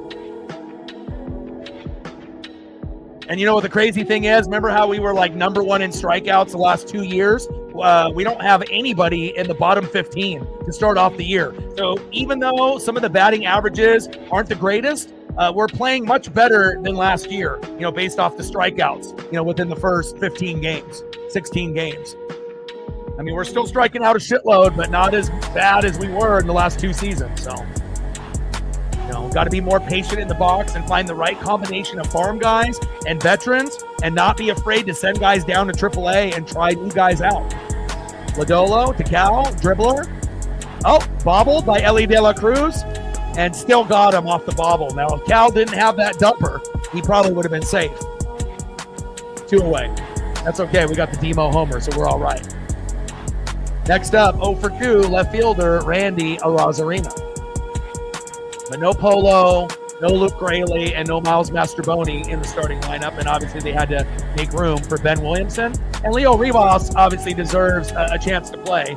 I feel that he has made a big difference based off like vibe and aura in the lineup. And again, when Dylan Moore and these other guys have others next to them that are raking, everyone's confidence goes up. And I feel like just the simple fact when we have Rivas and Crawford in together next to each other defensively where they can talk and vibe and then they can hit, sometimes next to each other in the lineup or have one guy in between them. I feel that their numbers are going to continuously get better and better, especially when they play together. And, you got to find your Batman to your Robin, your Bonnie to your Clyde. And I think we have started to kind of find out the right combination. I'm sorry that Bliss got hurt. I don't think we're going to miss him because Rivas is better. We're definitely going to miss Victor Robles. No fucking doubt about that. But if we can get production out of Demo, for example, in the leadoff role, it's going to help us not forget Victor Robles, but it's going to make the pain of losing him for 3 months not as bad, especially if we're going to get good luck. So it's a good luck Griffey Bobble, baby. Based off that 1989 Upper Deck rookie card. And I ended up going to a game with my buddy Sean, waited in line to grab that bad boy. And it's probably my favorite Griffey Bobble. I got a couple other Griffey Bobbles, that I've gotten as gifts, or other friends went to games. Like I got a Griffey Ichiro dual bobble, which is dope. And I got a Randy Johnson, Dan Wilson dual bobble. But that Griffey bobble is probably the most special to me because I actually went to the game and got it. So top of the fifth, 4-2 Mariners, and they're going for a pitching change. And way to rip up Nick Lodolo, for a guy that had a 2-1 record and a 0.96 ERA. I mean, we made him look silly. That's when the bats are starting to come alive for the Mariners. Sometimes my ESP is on point. My ESP, like sometimes I just feel it. Like I know when the right time, to be able to do what we need to do to get us going, either based on saying something, predicting something, throwing up a photo, good vibes only. But, I'm not going to be right all the time, but I know when to be able to give us that lift that we need. And there was a lift, no doubt. Next up is Randy Arozarena. They're bringing in Barlow to pitch. Barlow's got an ERA of 5.79, so we should be able to hopefully figure him out sooner than later. Let's go, Randy. And again, once they replace a guy, don't be surprised if some hits happen right away.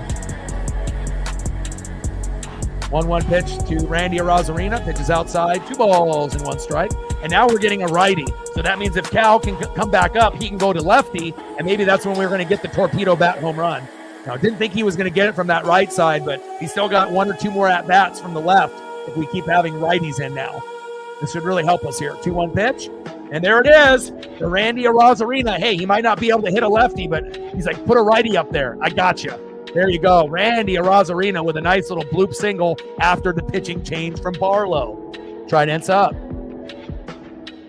Next up, catcher Mitch Garver. Hell, I wouldn't be surprised if Garver gets a hit. Let's go. He needs it. Not only for his confidence, but, just for this team. Let's go, baby. It's crazy, too, for like the bandwagon Mariner fans that gave up on the team within the first few games, and now, after winning the Astros series and that comeback sweeping the Rangers, there could be some special, things that happen in this particular series especially if we win the first 2 games. Then we'll be talking about possibly another Harry Potter broom moment. And then we have to play the Blue Jays, which will be harder than the Reds, but we always seem to play the Blue Jays pretty well. It's pretty competitive, so.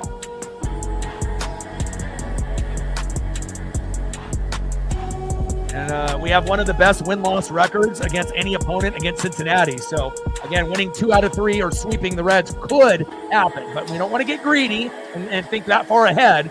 Take it game by game. But, what an amazing, comeback story with the Mariners if we ended up sweeping the Rangers and sweeping the Reds. That would give us the utmost confidence against the Blue Jays on Friday, Saturday, and Sunday. Pitches outside, 3 balls and 1 strike to Mitch Garver. Let's go. Yeah, and sometimes Garver doesn't even need to swing. He knows when to swing and when not to. So he might get hit by a pitch or take a walk. We'll see if he has that patience in the box. 3-1 pitch. Stolen bag attempt by Randy. Safe. There we go. With the frosted tips as that batting helmet flies off. Nice job, Randy Arozarena. Nice timing there. Couldn't get enough there by Jose Trevino on that throw. Here we go. I like that.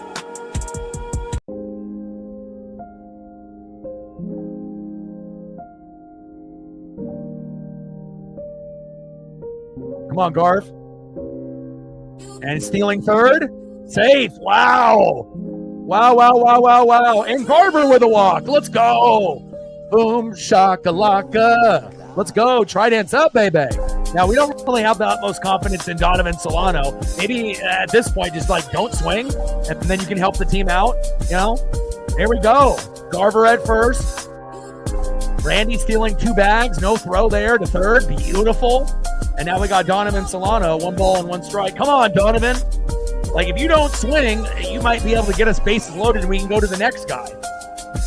And obviously one of the poor choices of the Mariners. I don't know if he'll get any better for this team this season.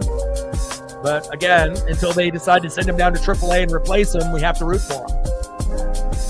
Pitches outside. 2 balls and 2 strikes from Barlow to Solano. Come on, Mariners.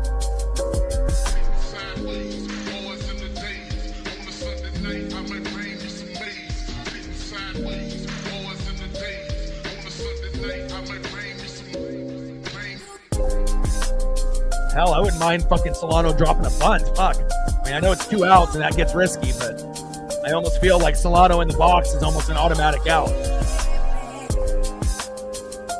And down goes Solano. Damn you, Solano. Why are you even playing? Might as well have had Luke Raley at first base, even though they don't really feel comfortable with him there. Solano shouldn't even be playing, period. Put Miles Mastrobuoni at first. Put Luke Raley at first. Obviously, Polo's still injured, so you can't put him there, but, Hell, put Rowdy Tellez there. Even Rowdy kind of stinks too, but at least he's started to kind of get going in his last couple games, And Tellez is no good either, but, I mean, I'd rather have him than Solano. And that's for a guy that was batting .050 until he got his first home run. That's really saying something, that I'd rather have a terrible, Rowdy Tellez over Donovan Solano, but that's kind of where we're sitting. All right, let's go to the bottom of the 5th inning, and we got a 2-run lead, and it's all Demo and Dylan Moore, baby. Next up for the Reds, 0 for 1 with a run and a base on ball, second baseman Matt McClain. Batting second, 0 for 2, shortstop Ellie De La Cruz. Hopefully we can make that 0 for 3. And batting third, 2 for 2 with an RBI, left fielder, the former Dodger, Gavin Lux.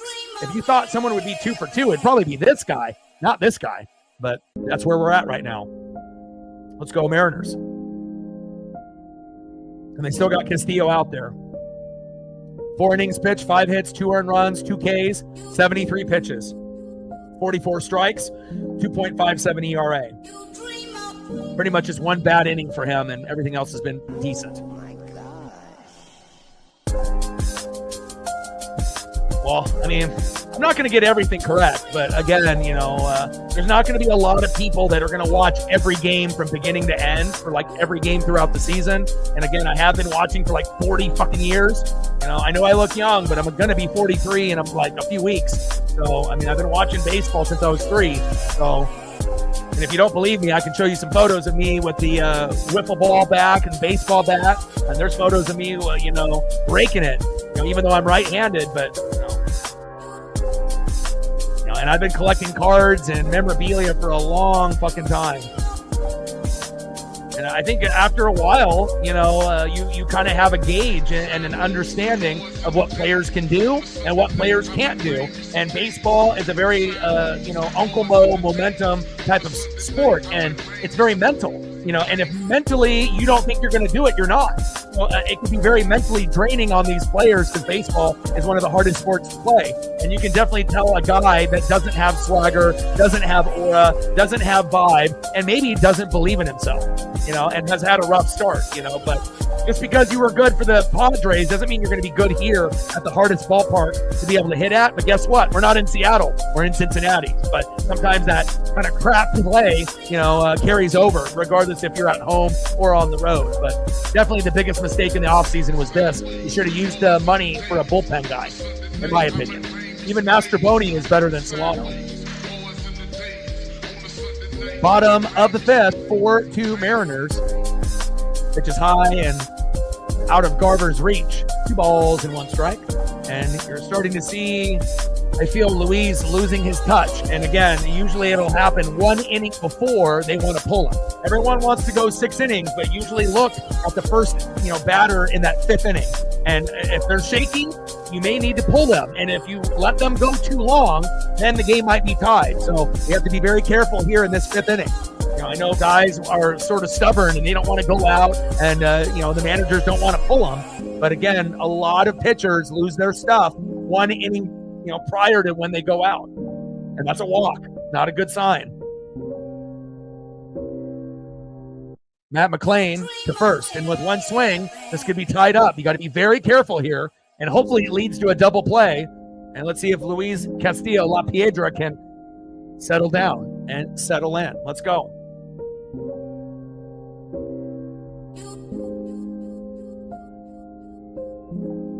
Pitches outside, 1-0 count. I don't like this. You already walked one guy, and then you're off to the best player on the team and start off with a walk there. I don't like that. Come on, baby. Find a way to get through this last inning and get to the 6th. 1-0 pitch. Another ball. 2-0 count. I don't like this. Come on, La Piedra. And it's just a lot of times it's just fatigue. They just start to kind of lose their stuff in their location.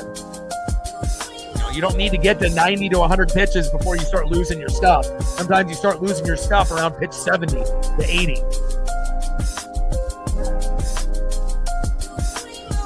But he already walked the first batter.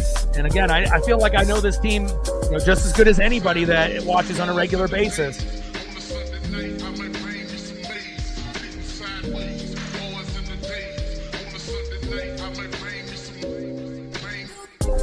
Uh-oh. And that's a walk. Uh-oh. Telling you, my Esp is strong. Matt McLean with a walk. Ellie De La Cruz with a walk. And next up, 2 for 2, Gavin Lux. This is not going good. The last thing that you want is a guy that's 2 for 2 going against a guy that is the tired version of a guy that you already got 2 hits on. The last thing that we need is a 3-run jack or a 2-run double to tie the game up here. Sometimes you just know.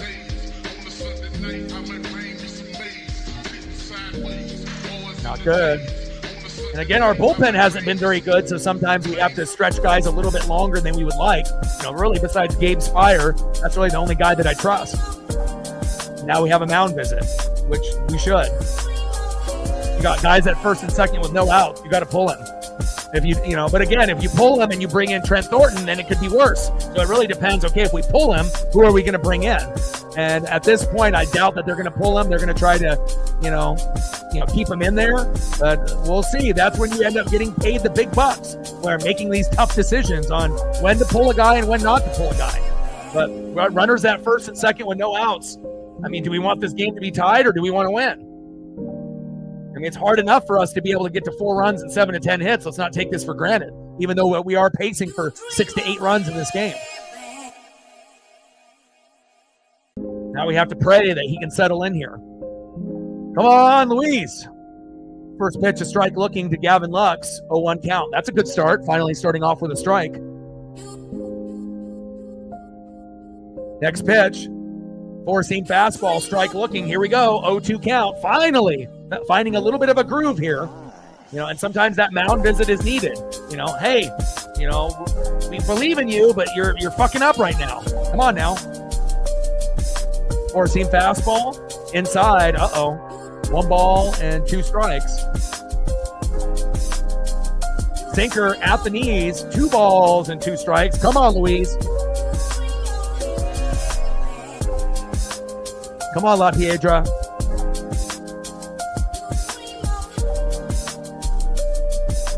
Come on, baby. 2 balls and 2 strikes from Castillo Deluxe. Come on, Aaron.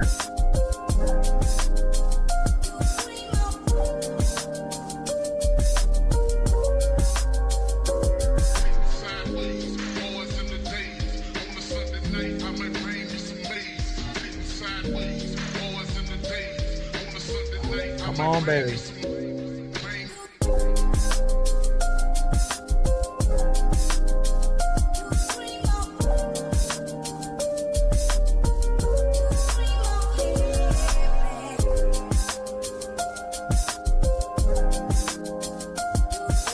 Close to 90 pitches for Luis Castillo.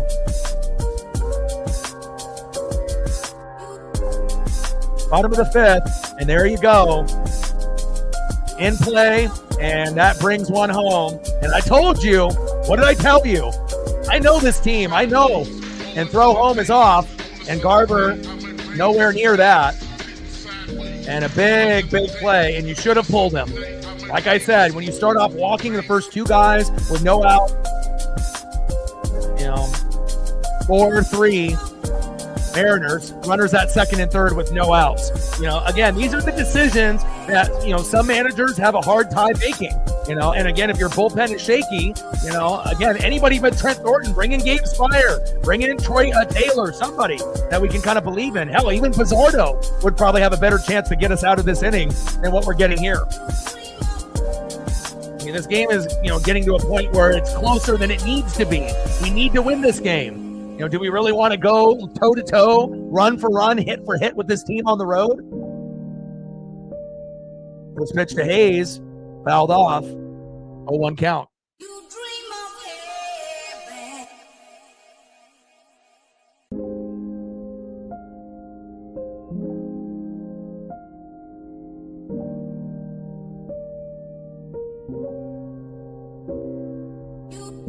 Do we really want to wait until we're down and before we pull him? 1 ball and 1 strike from Castillo to Hayes. Should have pulled him when I said, again, but if you would have brought in someone shitty like Thornton, then it could be even worse. But, you bring in someone like Gabe Spire, maybe you shut it down, even though it's a little early. Oh, shit. Back. See ya! And they did it too late, like I said. Big 3-run jack. And just like that, we're down 6-4. Austin Hayes in his MLB debut, obviously having some injuries, and he comes up big on Jackie Robinson Day. Maybe the Mariners need to listen to me. Holy hell. And like I said, I know Anna, wanted La Piedra to keep going, but sometimes you have to know the limits of your guys. And, if it ends up being the 5th inning and you look weak in those first 2 batters and you got runners at first and second with no outs and it's 4-2, in just a matter of a couple guys, it could be this. And now we're down 2, and hopefully we can come back.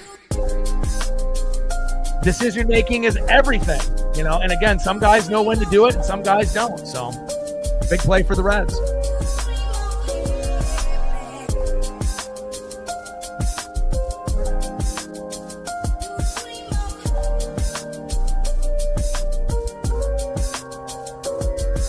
Jaime Candelario strikes out swinging. Finally, we get an out, 1 away. Bottom of the 5th with 1 out, 6-4 Reds. Terrible inning here for Luis Castillo. Losing the game here for us. Next up will be Christian Encarnacion Strand, 0 for 2 with a K at first base. Terrible. I feel like that's one of the biggest responsibility out of a manager, knowing when to keep a guy in and knowing when to pull a guy, for starting pitching and bullpen.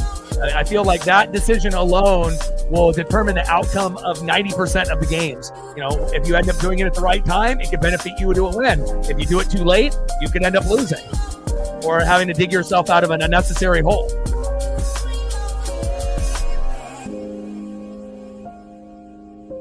Big 3-run jack by Hayes.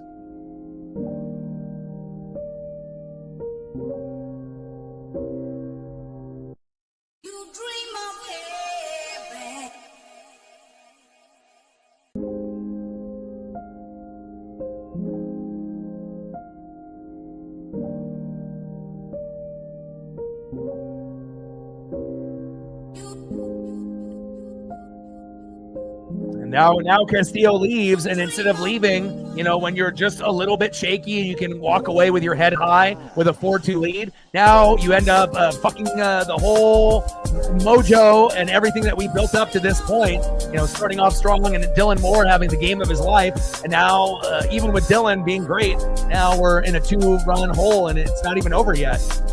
Who we're bringing in? We're bringing in Colin Snyder. Can't be any worse than what we saw already.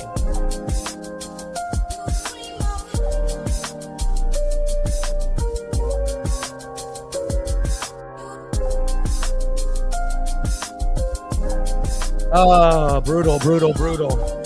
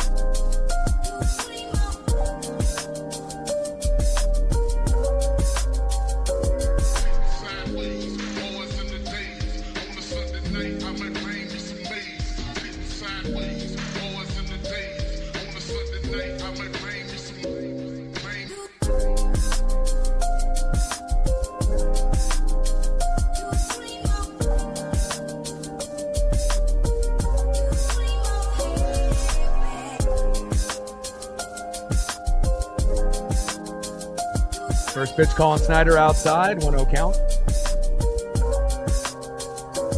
And in the box is Christian Encarnacion Strand, first baseman, 0 for 2 with a K. 1-0 pitch on the corner. Should have been a strike, called ball. 2-0 count. 2 balls and no strikes.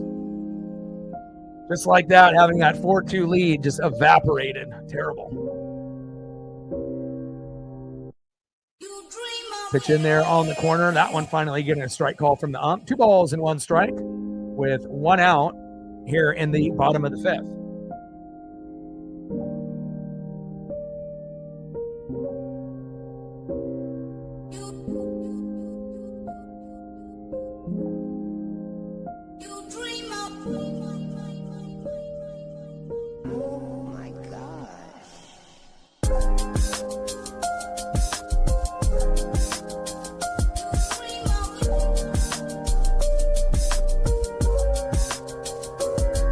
Pitch is low and at the knees. Count now is full. 3 balls and 2 strikes from Snyder to Christian Encarnacion Strand.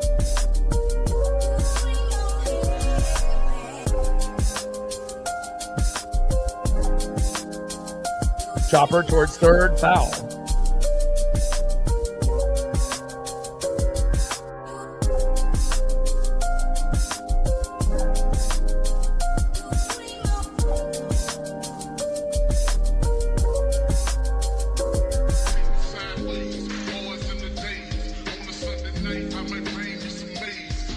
Two pitch, crushed all the way back to the warning track. 2 away.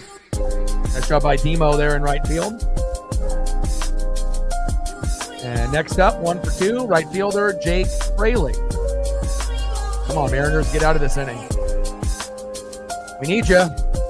Got to dig out of this hole now. Fouled off with the sweeper, 0-1 count. Cutter strike swinging behind the count now, 0-2. Snyder gaining a little momentum now. 1 more strike. Let's get out of this inning.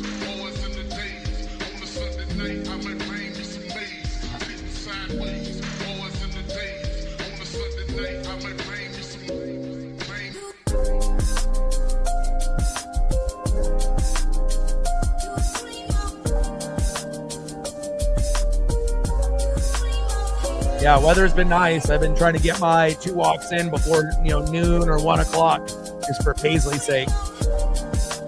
I'll be doing one after this. And Fraley struck out swinging. There we go, baby. I still feel that we can come back and win this, but we're definitely digging ourselves in an unnecessary hole. Enjoy your walk, and hopefully when you get back, we're ahead, or at least tied.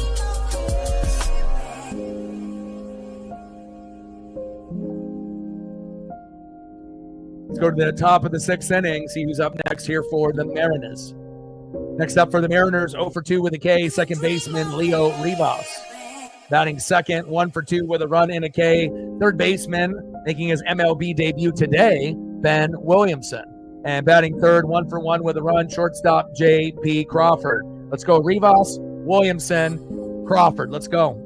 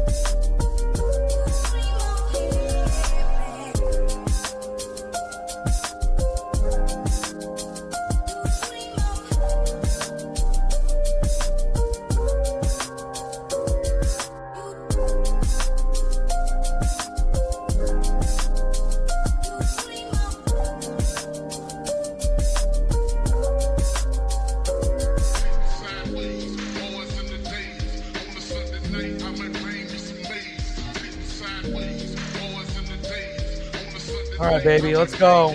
Dig ourselves out of this hole. And they have a new pitcher in there for the Reds, Diaz to Leo Rivas. Let's go.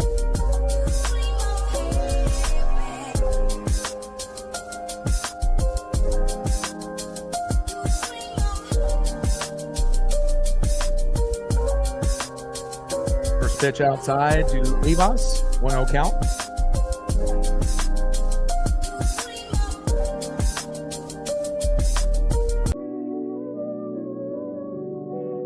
Big swing and a miss by Leo. 1 ball and 1 strike from Diaz to Rivas. Top of the 6th, 6-4 Reds. And, you know, we were sitting pretty good there with the Demo second home run of the game. But, again, too many walks. And Castillo lost his location. And, again, when you end up walking 2 guys with no outs, the recipe for disaster. And it was. Rivas with a walk. Here we go. Take that.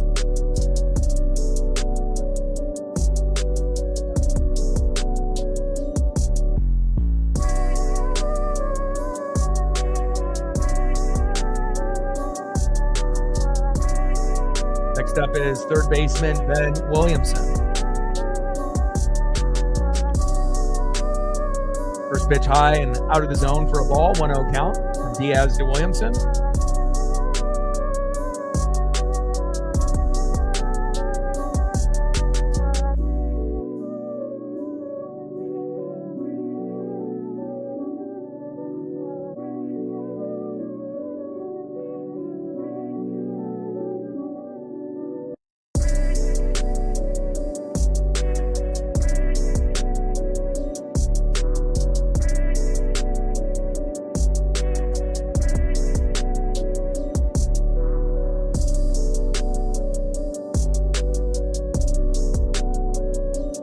Yeah, so Mariners gave up Noel V. Marte, Edwin Arroyo, and then Levi Stroud and Andrew Moore, but none of those guys really panned out. So I think the one guy that we were kind of hoping that was going to pan out was Marte. We didn't really want to let him go, but he just got sent down to AAA a couple days ago, either a couple days ago or this morning, into their AAA affiliate. So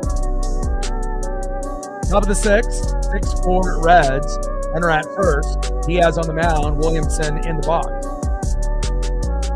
1-1 pitch. Chopped foul. 1 ball and 2 strikes to Ben Williamson. All right, talk soon. Appreciate you.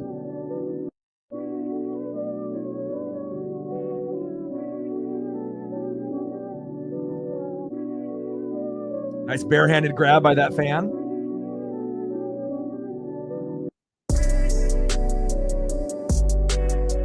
Throw to first.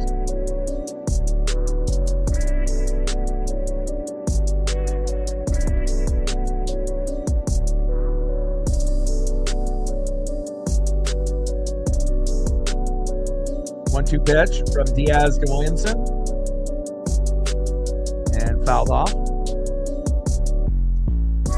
Good jump by Rivas, but has to go back to first.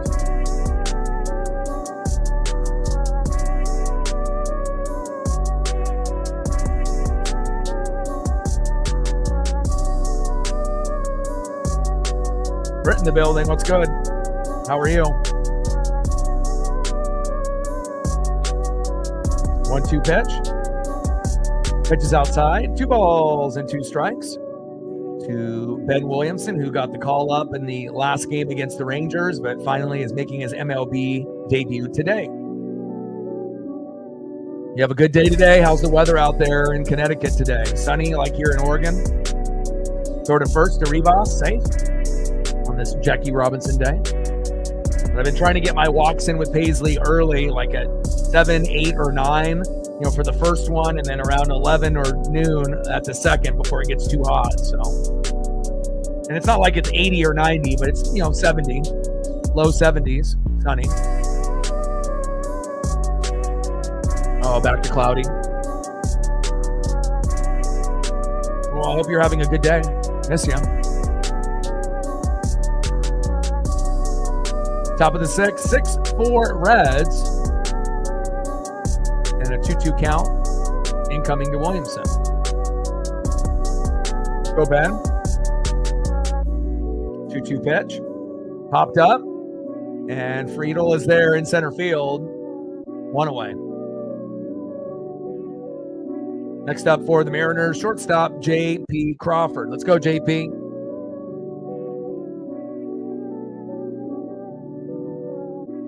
Oh, getting ready for bedtime. Well, I'm glad you stopped in before you headed to go to sleep. It's always good to see you. Maybe not face to face, but in the chat and whatnot.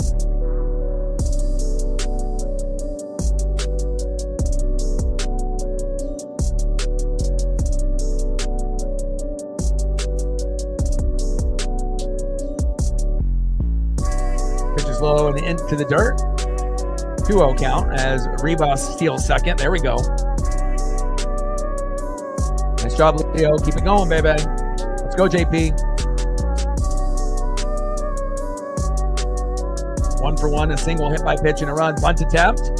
And safe at second. Nice steal by Ribas.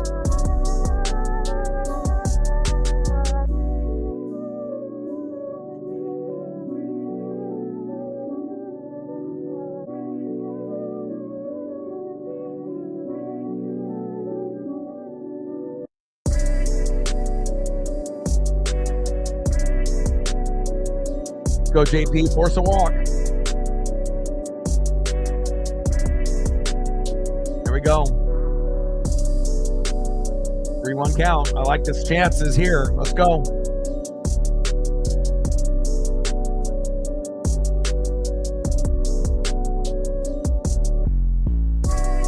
Big swing and a miss. Count now is full. All right, JP. JP has been incredibly patient in the box. I wish Julio would learn. And there we go. JP with a walk. Hell yeah.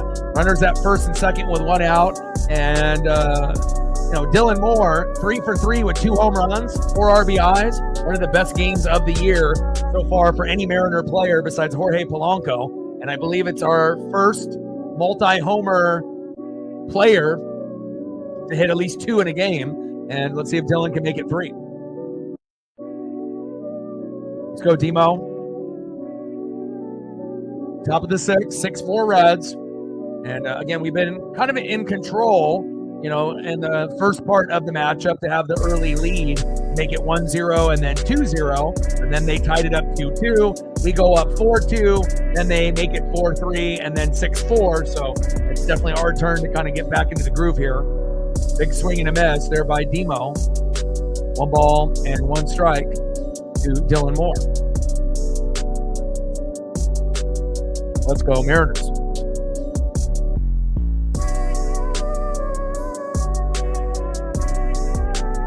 Oh, 1 pitch.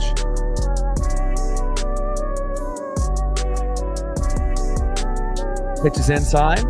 1 ball and 2 strikes to Dylan Moore.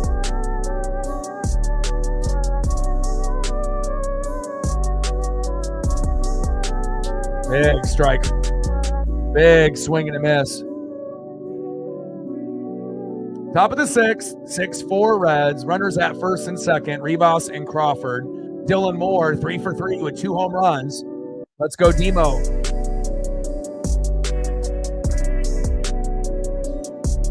Close time. And we'll be doing the game here tomorrow, also at 3:40. Thursday at 9:40 a.m. Friday, we'll be doing the Blue Jay game, I think around 6:40. And then we got WrestleMania day 1 and day 2 on Saturday and Sunday at 4 o'clock Pacific. Demo pops that one up, fading foul. I mean, if I had enough time to do the Mariners, Blue Jays, and WrestleMania both on Saturday and Sunday, I would. But I'm going to be visiting family on Sunday, and I'm just not going to have enough time on Saturday. But I will be watching both of those games very closely.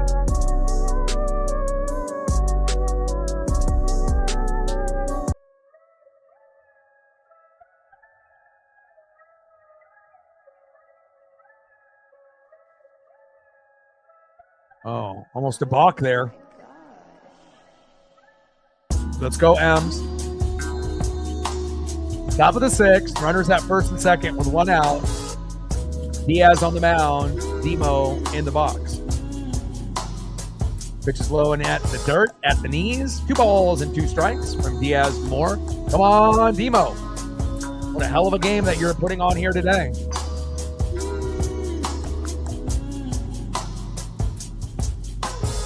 Especially with 2 home runs in the same game. That's not something that a typical Mariner player will do. Even Julio and Cal, that doesn't happen often.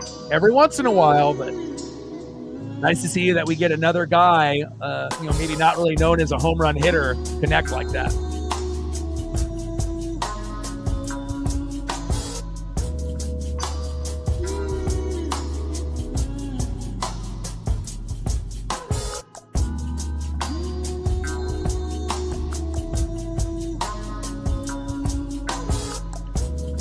And down goes Demo. Damn it.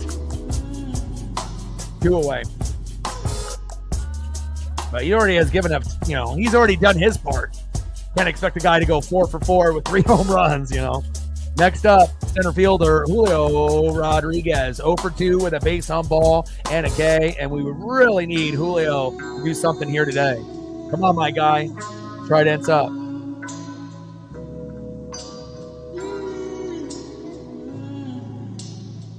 But it's crazy, Captain. It shows you, how you can be firmly in control of a game, but if you can't recognize the signs on when to pull a guy, when they start losing their stuff, even though you want the guy to go 6 innings and you can see that they're off in the 5th, you pull him. As soon as he walked the first 2 guys, you pull him. And you could still bring in a guy from the pen, and that guy could fuck up just the same way or worse. But that's that's how you really determine if a guy is a good manager or not.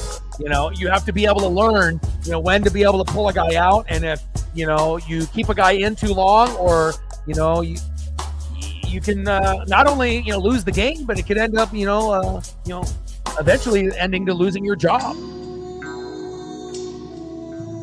But again, 5th inning, 2 walks, no outs. If we had at least 1 out, then maybe you could, roll the dice. But you definitely can't roll the dice when you walk the first 2 guys and you have no outs. You only have a 2-run lead because you're thinking, oh, maybe they'll just get 1 or 2 and tie it. That's what people think until you end up getting the unexpected 3-run blast out of a guy that's playing his first game this year, and that's exactly what happened. You get a little RBI single to make it 4-3. You think the bleeding is done? Nope. You're bleeding out. The Band-Aids aren't fucking working. They hit the 3-run jack, and then all of a sudden in a game that we should have won, now we're going to have to pray that we can tie it, by the 9th inning. And, we might have to try to go extras and win 7-6, unless the bats can heat up in these next couple innings. No guarantee that happens. Oh. Julio. And then, obviously not having Polanco in the lineup hurts us as well. And now they have a new pitcher coming out for the Reds, Ashcraft. Hard to win games without your best hitter.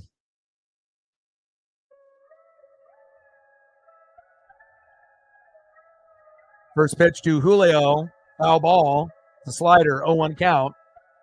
And remember, when Julio gets in an 0-2 count, 90% of the time, that's going to lead to an out. So hopefully he can work the count and be a little bit more patient in the box. That's like literally the most frustrating thing about Julio. He's a great defender. He can hit home runs. He's popular. He's always happy-go-lucky. He can steal bags. He's a good base runner. But the one thing that he sucks at is patience in the box. He has none. And he's always going for like home run moonshots, and that's not going to get the job done. That's not going to make you an all-star. That's not going to make you a Hall of Famer. That's not going to help us win games by being so reckless in the box. And I hope that he learns. Otherwise, he's just going to be known as a good player, not an elite or Hall of Fame player. So, 0-1 pitch. Pitch is low and into the dirt to Julio Rodriguez. 1 ball and 1 strike with runners at first and second with 2 out. Graham Ashcraft in the game. Hopefully we can find a way.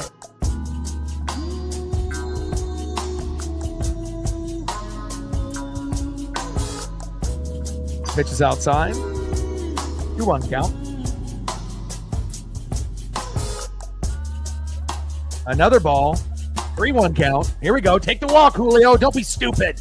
Take the walk. I don't care about your ego. Take the fucking walk. 3-1. There it is. There we go. That's what I'm talking about. Nice job, Julio.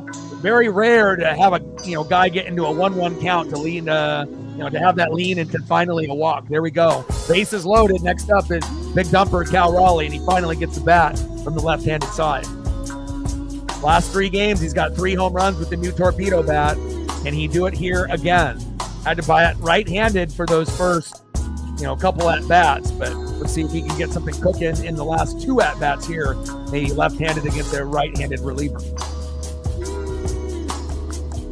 And Cal grounds out to first. Fuck, bases loaded, stranded. Tough. All right, let's go to the bottom of the 6th inning, see who's up for Cincinnati. Except for the Reds, 1 for 2 with a run, catcher Jose Trevino. Batting second, center fielder TJ Freda. And batting third, second baseman Matt McClain. Let's go Mariners.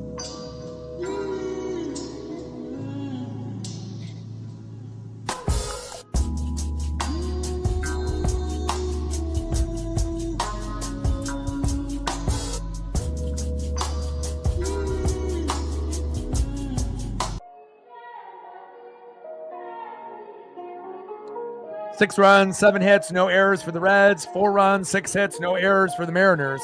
And hopefully we can be productive in the last 3 innings in the 7th, 8th, and 9th. Because sometimes we get to a point where we do nothing, and then we have to sprint in the 7th, 8th, and the 9th. But a little bit different, kind of scenario. We were actually able to get hits and runs early and often. But again, you don't want to start fast and then not do anything at the end. But hopefully we can find a way to match what Cincinnati has done up to this point.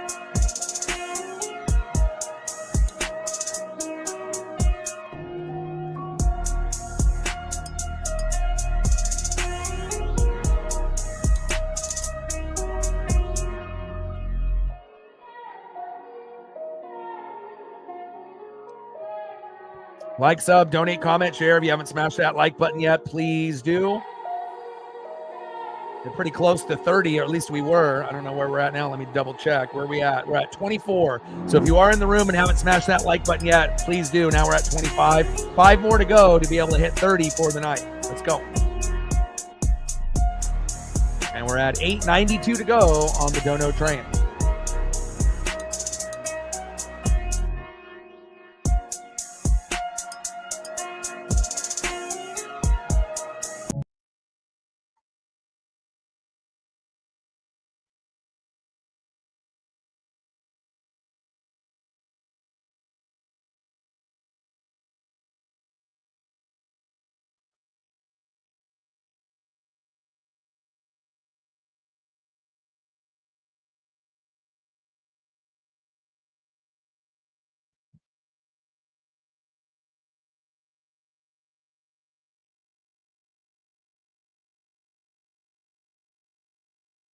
They still got Colin Snyder out there.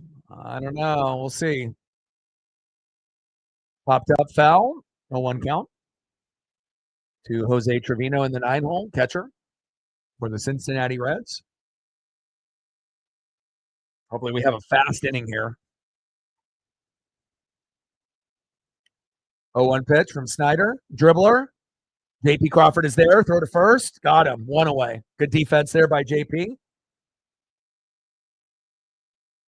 Next up, center fielder in the 1-hole, TJ Friedel.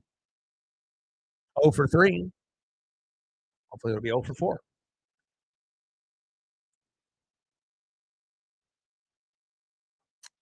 First pitch in the zone, borderline strike or ball, cold ball, 1-0 count.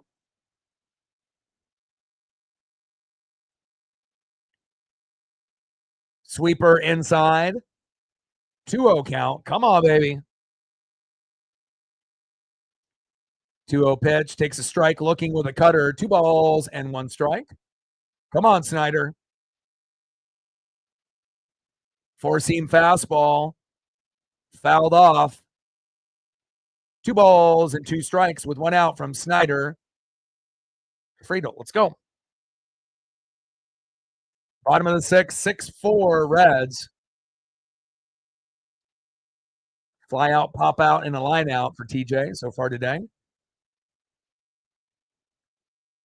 Ball's in play and grounded out to first. There we go. 2 away. Good start here. Down goes Jose. Down goes TJ. Next up, second baseman Matt McLean. 0 for 1 with 2 runs and 2 base on balls. Let's go.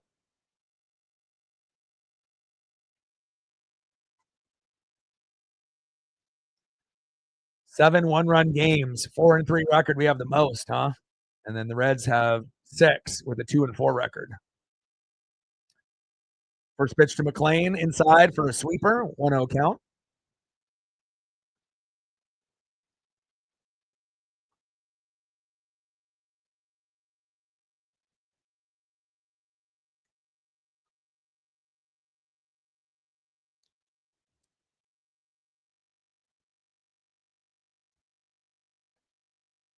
Cutter, strike looking, 1 ball and 1 strike from Snyder to McLean. Let's get out of this inning. And hopefully it'll be easy. 1-2-3 inning. 2 walks and 2 runs for Matt McLean so far here tonight.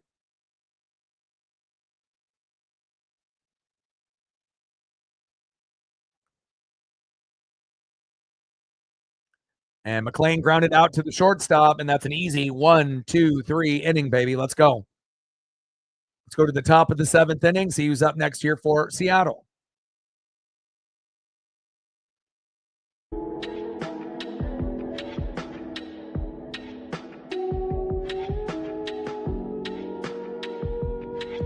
Next up for the Mariners here in the top of the 7th, 1 for 3, left fielder Randy Arozarena. Batting second, 0 for 2 with a base on ball and a K, catcher Mitch Garver. And batting third, 0 for 3 with a K, first baseman Donovan Solano. Might as well have Luke Raley pinch hit for Solano. Why is he playing? He's terrible.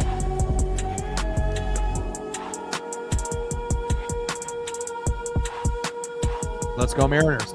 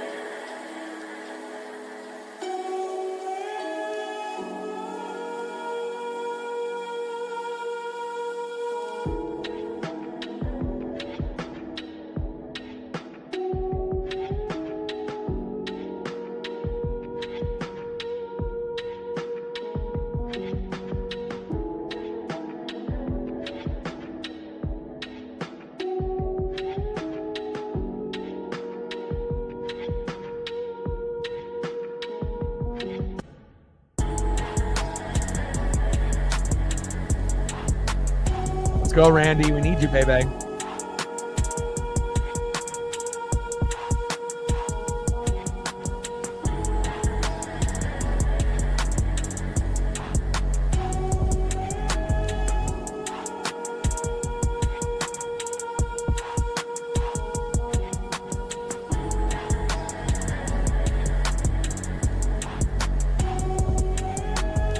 Back from the commercial break. Demo, 3 for 4, 2 home runs, 4 RBIs. Castillo, started a little strong, had a few innings where he was definitely struggling, but, we should have pulled him in that 5th inning. And then Austin Hayes, 2 for 3 with a home run, 4 RBIs. Nick Lodolo doing his thing as well, having a few innings of pretty good baseball, but also getting roughed up in a couple as well. This pitch to Randy Arozarena.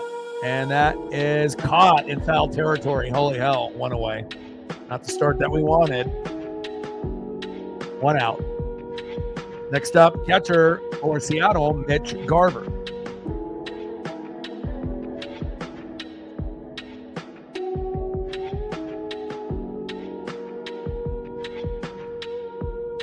Top of the 7th, 6-4 Reds, 1 out. Ashcraft on the mound, Garver in the box. First pitch is low and outside, 1-0 count to Mitch Garver.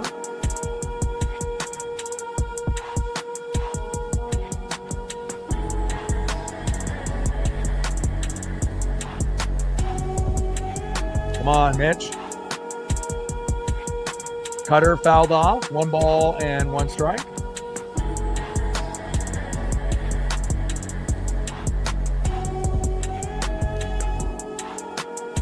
Another cutter there. Strike swinging. 1 ball and 2 strikes from Ashcraft to Garver. Come on, Mitch.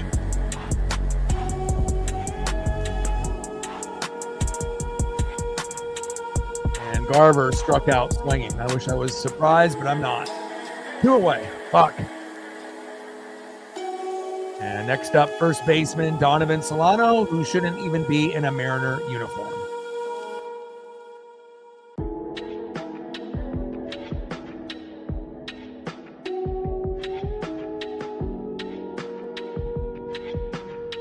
How many games are we going to play Solano until we figure out that he ain't it? First pitch to Solano, takes a strike looking. 0-1 count. Garbage pitch to the outside. Strike swinging, behind in the count. 0-2 to Ashcraft. Holy hell. This is going to be a very fast inning. And we're going to only have 2 innings left to make up 2 runs. We have to try to get 1 in the 8th and 1 in the 9th. That might be asking too much. And if they just would have pulled Castillo at the right time, 2 walks with no outs, maybe the game is not 6-4. Maybe we're still ahead. Or maybe the game is tied 4-4. And Solano lined out at first. Easy 1-2-3 inning there for the Reds. Let's see who's up next for Cincinnati. Next up for the Reds, 0-2 with a run and a base on ball, shortstop Ellie De La Cruz. Batting second, 3-for-3 with a run and 2 RBIs, left fielder Gavin Lux. And batting third, 2-for-3 with a run and 4 RBIs, that big 3-run jack, Austin Hayes. Let's go Mariners.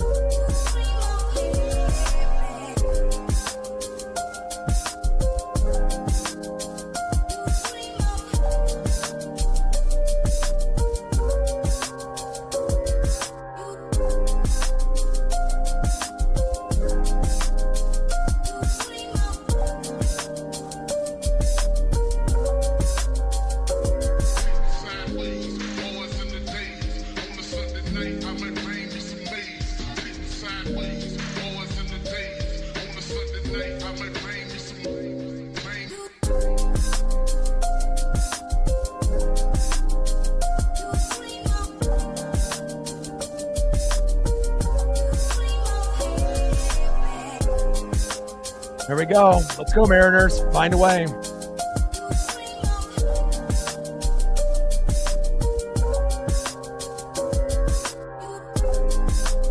Next up in the box, Ellie De La Cruz. Legomina getting a chance to see what he can do. Let's see what Casey can do here. Former Red from a couple years ago. 1 ball and 1 strike from Legomina to De La Cruz.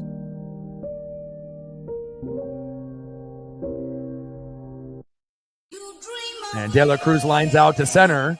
There we go. Julio there in the no-fly zone, 1 away.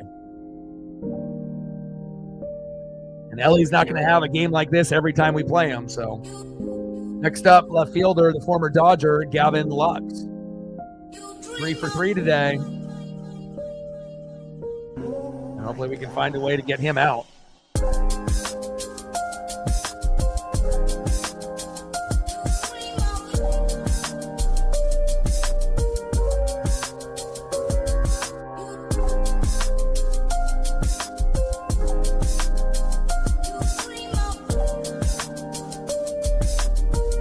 Pitch.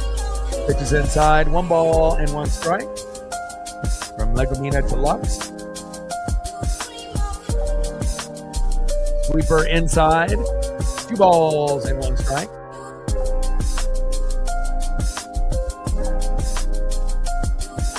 That one ripped foul.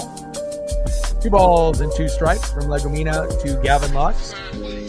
Come on, Mariners. Dig deep, baby. 3 for 3, 3 singles, a run and 2 RBIs for Gavin Lux. Got fouled off. Definitely extending his at-bat here. Come on, Mariners, we got to find a way, baby. Let's go.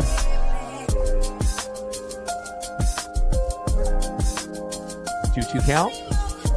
Fouled off again. Lots of souvenirs for the fans there. In play, and that is a single. Golly, 4 for 4 day for Gavin Lux. If anyone was 4 for 4, you'd think it'd be this guy.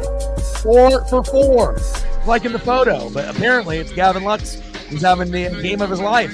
Unbelievable. Next up, the individual that put the heater on us. 3-run blast. First game for the Reds this season. DHing Austin Hayes.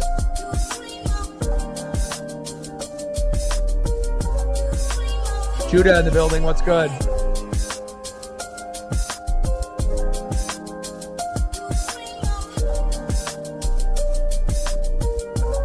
I don't even know why Legumina is fucking even pitching. Like, you're telling me that's the best option that we have today? You know, again, Dan Wilson, you know, he might be better than Scott Service, and he maybe has been bailed out by some of the players, but the decision-making hasn't been good. You know, overall, like a lot of the stuff that he would have been criticized for, we've been able to, you know, have comeback victories where we wouldn't have to point the blame at him, you know, but, you know, again, you know, there's a difference between being a good manager or just like an average manager. And, you know, again, a lot of guys, you know, keep pitchers in too long or bring in the wrong guy. And we'll see if Legumina can get us out of this inning while still being only down 2. Because if we end up getting down by any more than this, we're done. We might already be done, you know, based off momentum, you know.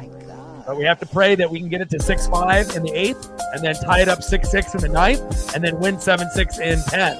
That's going to be like the way that we're going to have to go about it. Unless we're lucky enough to, you know, get more than 1 in an inning. But it feels like we've slowed down a little bit. 2 balls and 2 strikes from Legumina to Hayes. Fouled off, taking a strike swinging, and now a pitch inside and outside for Legumina to Hayes. Bregman with 2 homers, nice. Yeah, I don't know if Britt is still in the building. She may have left already, going to sleep early, but Reflect went for a walk, and Megan was in here earlier. Sarah was in here earlier as well.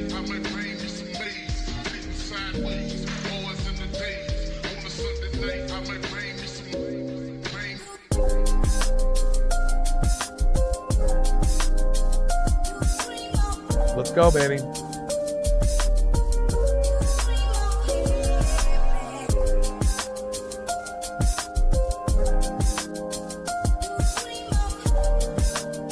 Throw to first. Safe on this Jackie Robinson day.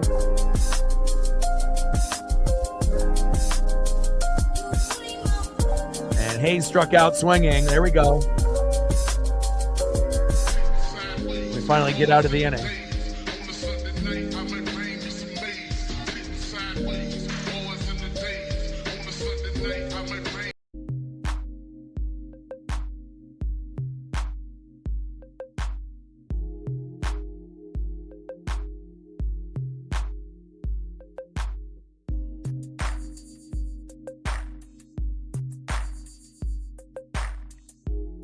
Next up is Jaime Candelario. Bottom of the 7th, 2 outs here. Runner at first. Sweeper. Inside, 1-0 count from Legomina to Jaime Candelario. 1-0 pitch is fouled off. 1 ball and 1 strike from Legomina to Candelario. Let's get out of this inning.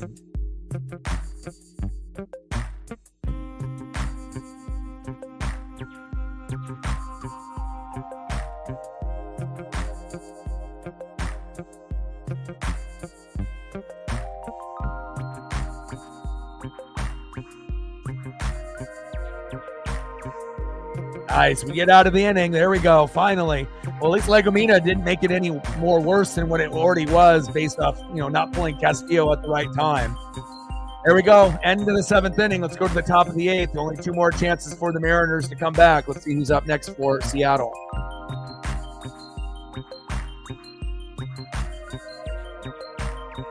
Next up for the Mariners, 3 for 4 with 2 runs, 2 home runs, 4 RBIs, and a K. Right fielder today leading off, Dylan Moore. Batting second, 0 for 2 with 2 base on balls and a K. Center fielder, Julio Rodriguez. And batting third, 0 for 4 with 2 Ks, DHing big dumper, Cal Raleigh. Let's go, baby. We need some production at the top of the lineup. I mean, Dylan's already given us 2 home runs, so it really needs to come from here and here. Let's go.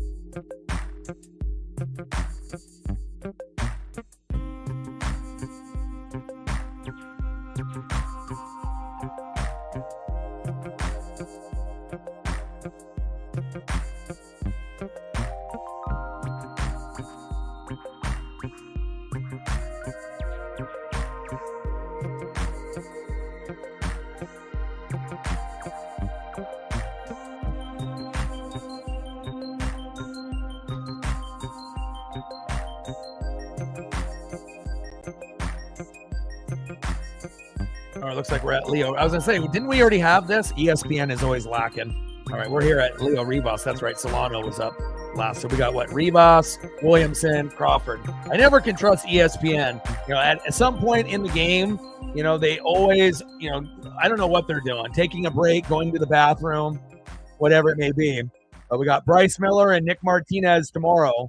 And we got Master Boney coming in, hitting for Rivas. And we will be live tomorrow, same time at 3:40 Pacific. And Thursday, Brian Wu on the mound. It'll be at 9:40 Pacific. I'll be live for that one as well. And then we play the Blue Jays on Friday on Apple TV Plus, I think at like 6:50 still.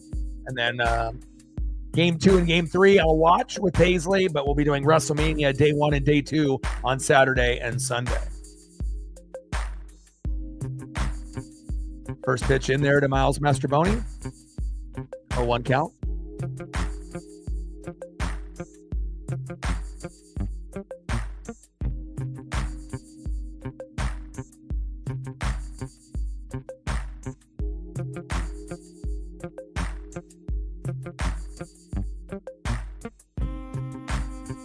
Pitch outside, 1 ball and 1 strike to Miles Mastrobuoni. Come on, Miles. The former Cub. 1-1 pitch. Little slow dribbler. Flip to the pitcher. Tags the base. 1 away. And now we're getting Luke Raley to come in.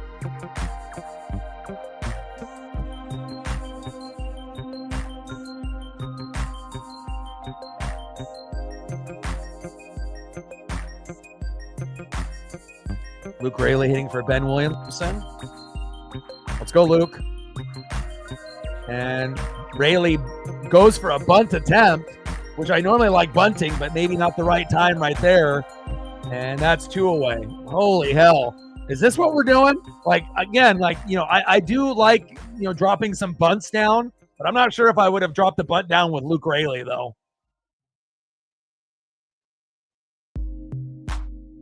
And Luke definitely hustles, but holy shit, man. I don't know if I would have done Miles Mastroboni and Luke Raley right there. That might have cost us the game. I think we might have been better off with Leo Rivas and Ben Williamson.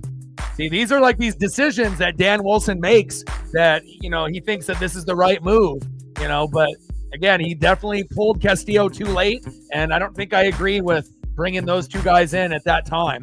Maybe the Miles move for Leo, but not Luke for Ben in his first game. All right, next up is J.P. Crawford. We're down to our last 4 outs.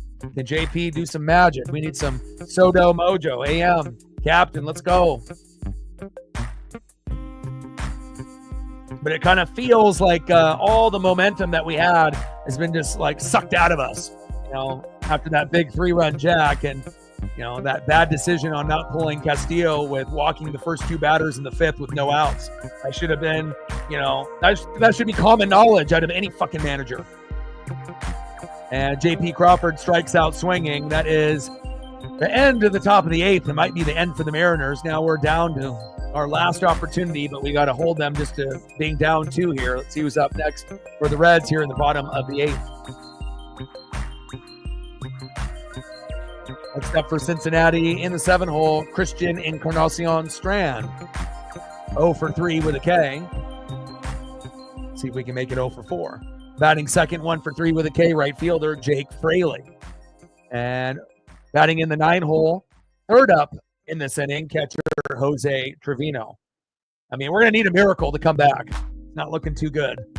And usually I have a pretty good gauge and vibe if we can come back or not, and obviously sometimes comebacks come out of nowhere, like we did with the Astros being down 5-0 in the 8th, but I don't know, man. I'm not sure if we're going to have it here. Hopefully we can win tomorrow and win that 9:40 game with Brian Wu, and we can win 2 out of 3, but it's going to be very difficult to come back and tie, or win this game.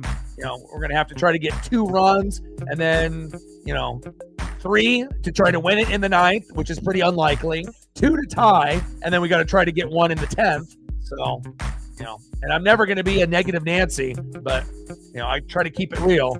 Just doesn't really feel like we're going to come back, but I hope we do. I hope I'm wrong. But we definitely squandered the opportunity there in the 8th inning. I would have rather seen, and sometimes I know when it gets late in the game, you need to substitute guys, but you don't substitute Rivas, Williamson, and Crawford. You substitute Garver and Solano for guys, not the other 3. These are the type of fucking moves that Dan Wilson, man, I'm almost having flashbacks of fucking Scott Service with his decision making. Not good. And the team has been able to bail him out on a lot of these questionable decisions this season, but might not get bailed out tonight. Come on, Mariners. Find a way. Like, sub, donate, comment, share. If you haven't smashed that like button yet, please do. Help your boy out. I know we're just a couple away from 30, and then we're at 8. Obviously, 92 to go. And every dollar obviously matters, so 92 to go. 6 for Cincinnati.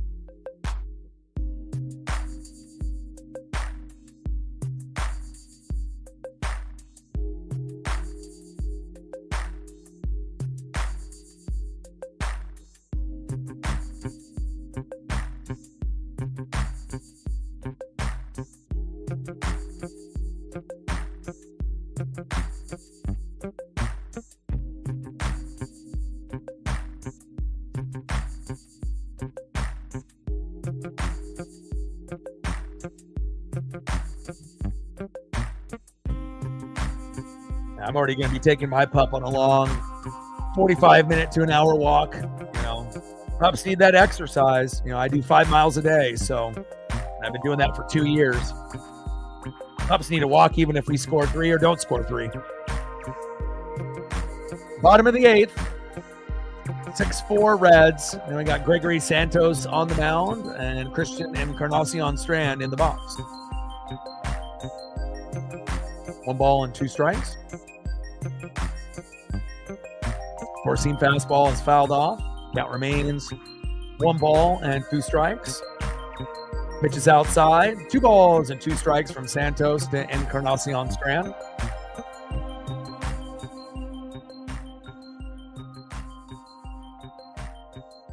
In play. And that's a fly out. There we go. 1 away.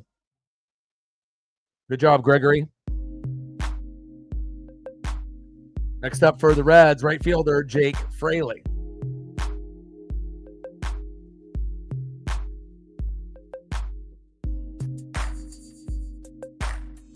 Come on, baby. We need you.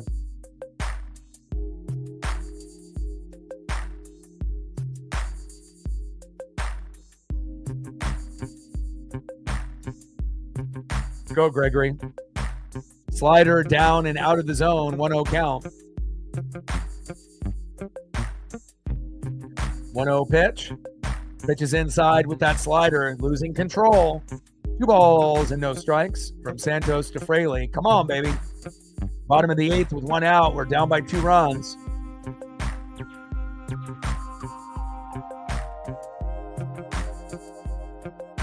Good catch by Randy on that first out.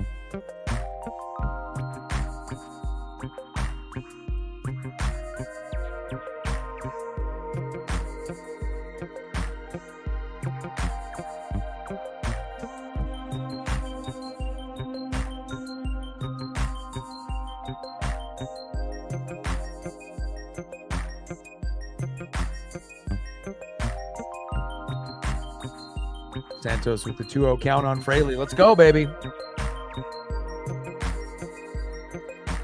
In play. And a ground rule double. You've got to be shitting me. Holy fuck. Ay, ay, ay. Fraley. Ground rule double. Next up, Jose Trevino. Shows you how important pitching truly is to the game. And what a damn shame, you know, Dylan Moore having one of the games of his life, and then no one else can really step up with him. Julio, what kind of effort was that? Pitch is outside, 1-0 count to Jose Trevino.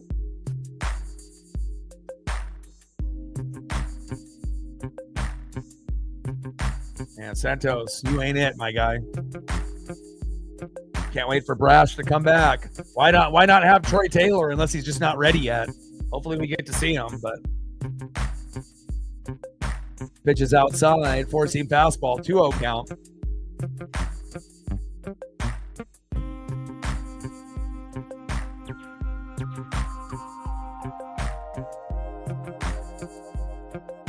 Slider inside, 3-0 count. Jesus Christ. Strike at the bottom of the zone. 3 balls and 1 strike from Santos to Trevino. Come on, Mariners. Like, are we trying to lose like 8-4? Like, what the fuck are we doing here? And Trevino walked. Jesus. I mean, this guy's like Trent Thornton. They stink, dude. There's no trust, you know. And again, we already had to send down Sauce, and you know, we know some of these guys, you know, Hancock and Luis F. Castillo fucking stink. You know, it's like I wish we could just have Gabe Spire come in and pitch for fucking 4 innings, you know, like have our starter and then just have him pitch the rest. And then if we're ahead or, you know, we have a save opportunity, then bring in Andres Munoz. But so many of these guys in the pen are fucking terrible.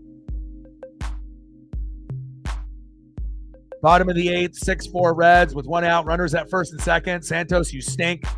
Next up, TJ Trudell. Got to play much better tomorrow. And hopefully Bryce will be pitching better.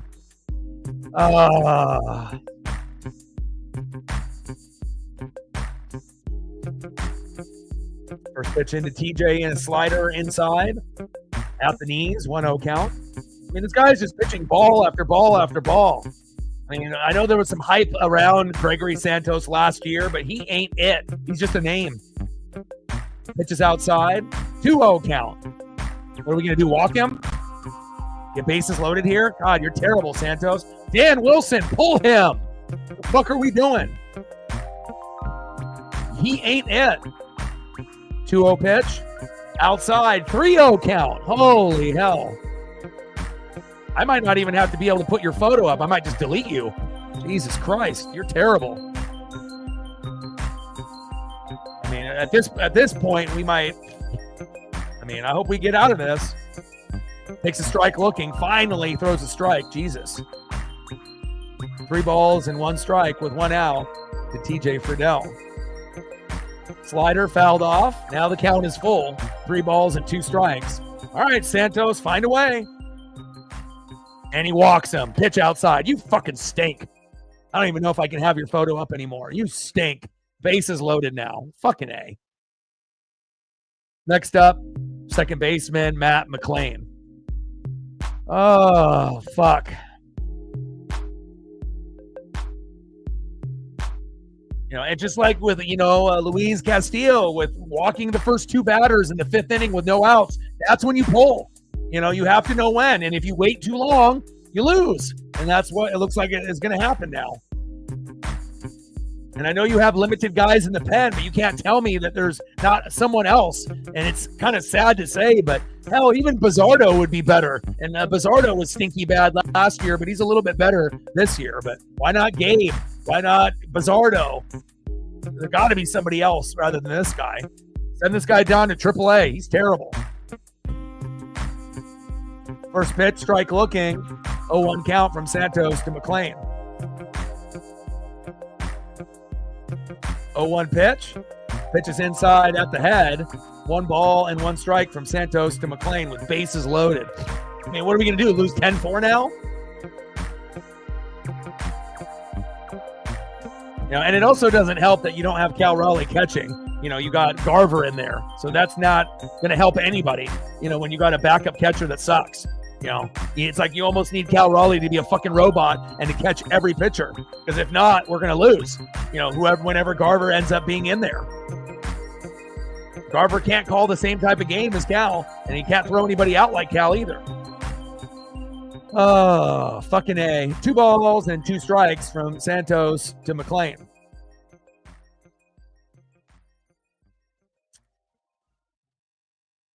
Another ball. Count now is full. 3 balls and 2 strikes. Count is full from Santos to McLean.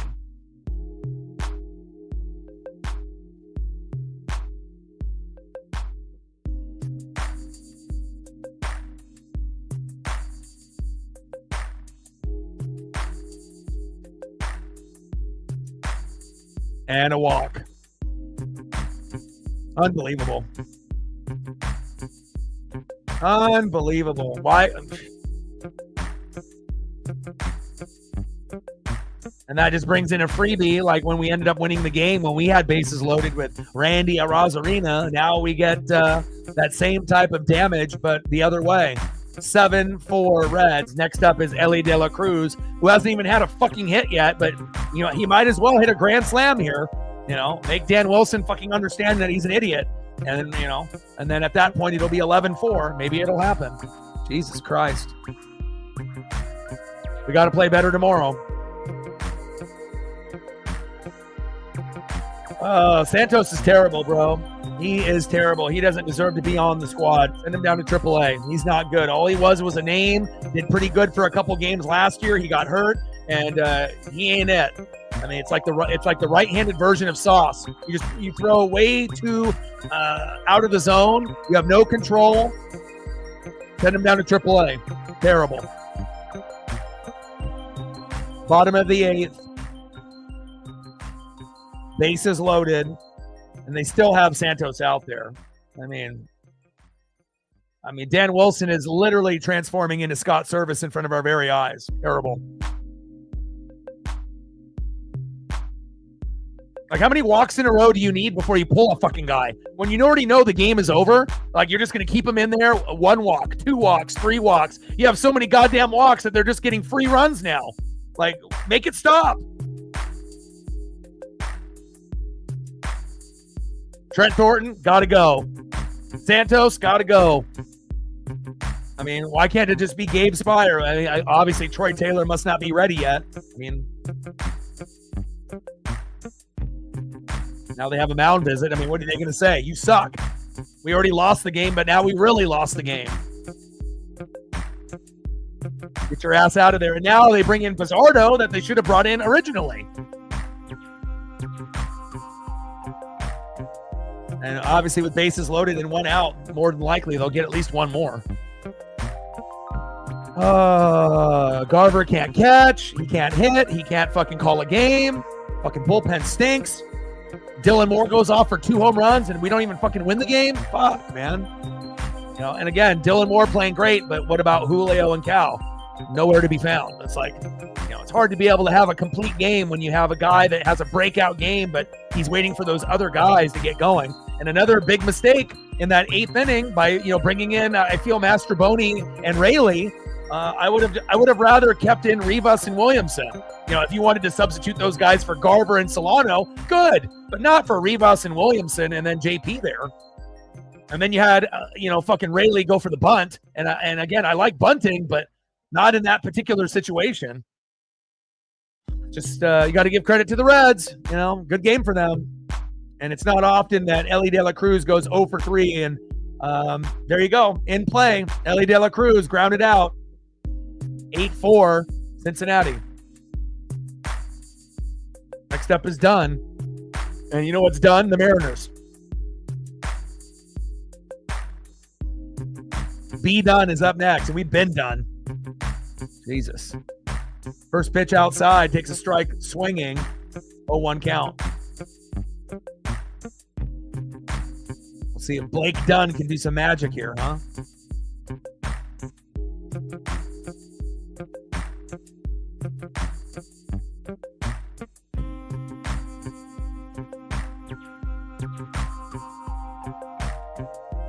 Takes a strike, looking. Behind the count, 0-2. Come on, Pizzardo.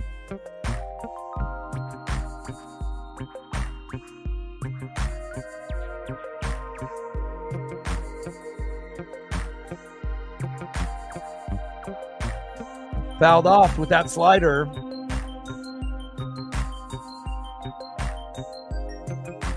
One ball and 2 strikes from Pizzardo to Dunn. Bottom of the 8th, 2 outs, 8-4 Cincinnati.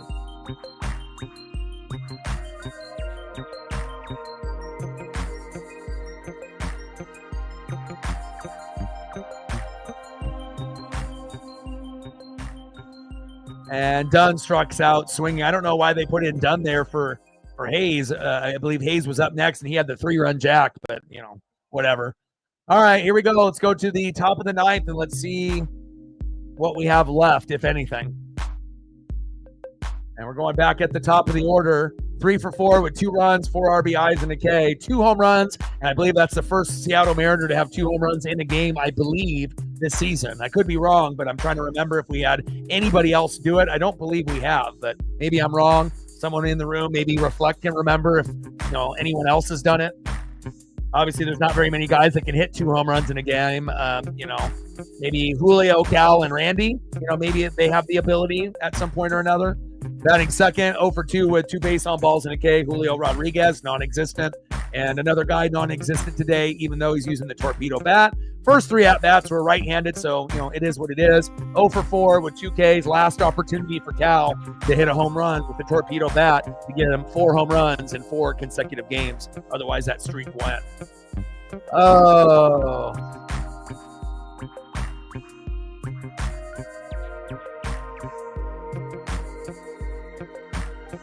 Like, sub, donate, comment, share. Help your boy out.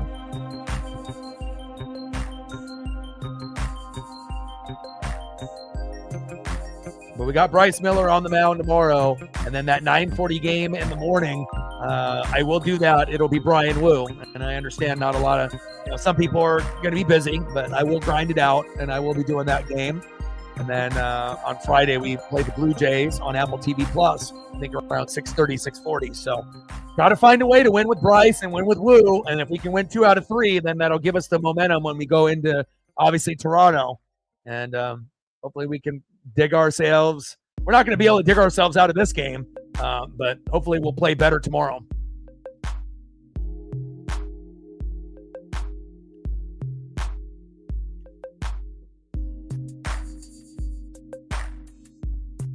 Really?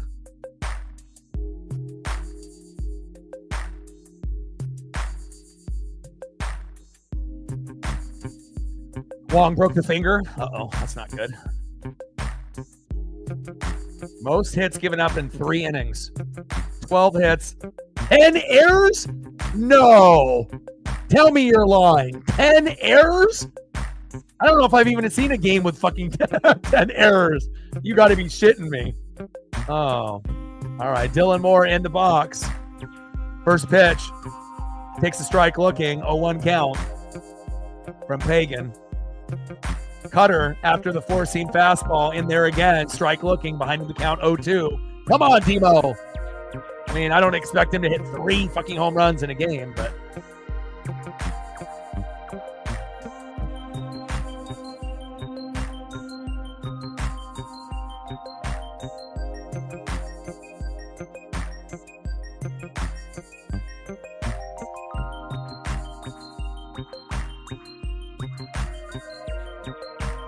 Pitches outside on a 4-seam fastball. 1 ball and 2 strikes from Pagan to Demo.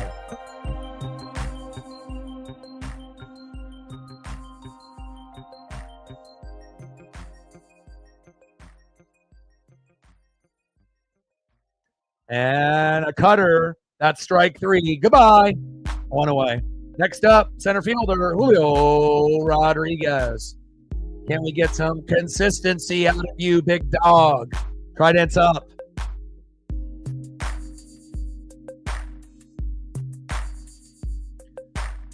I mean, I don't even know if I've ever even seen a game where a full game had 10 errors by one team. You know, I've seen games where you've had, you know, maybe 3 errors per team for like 6 total, you know, and that is kind of an extreme.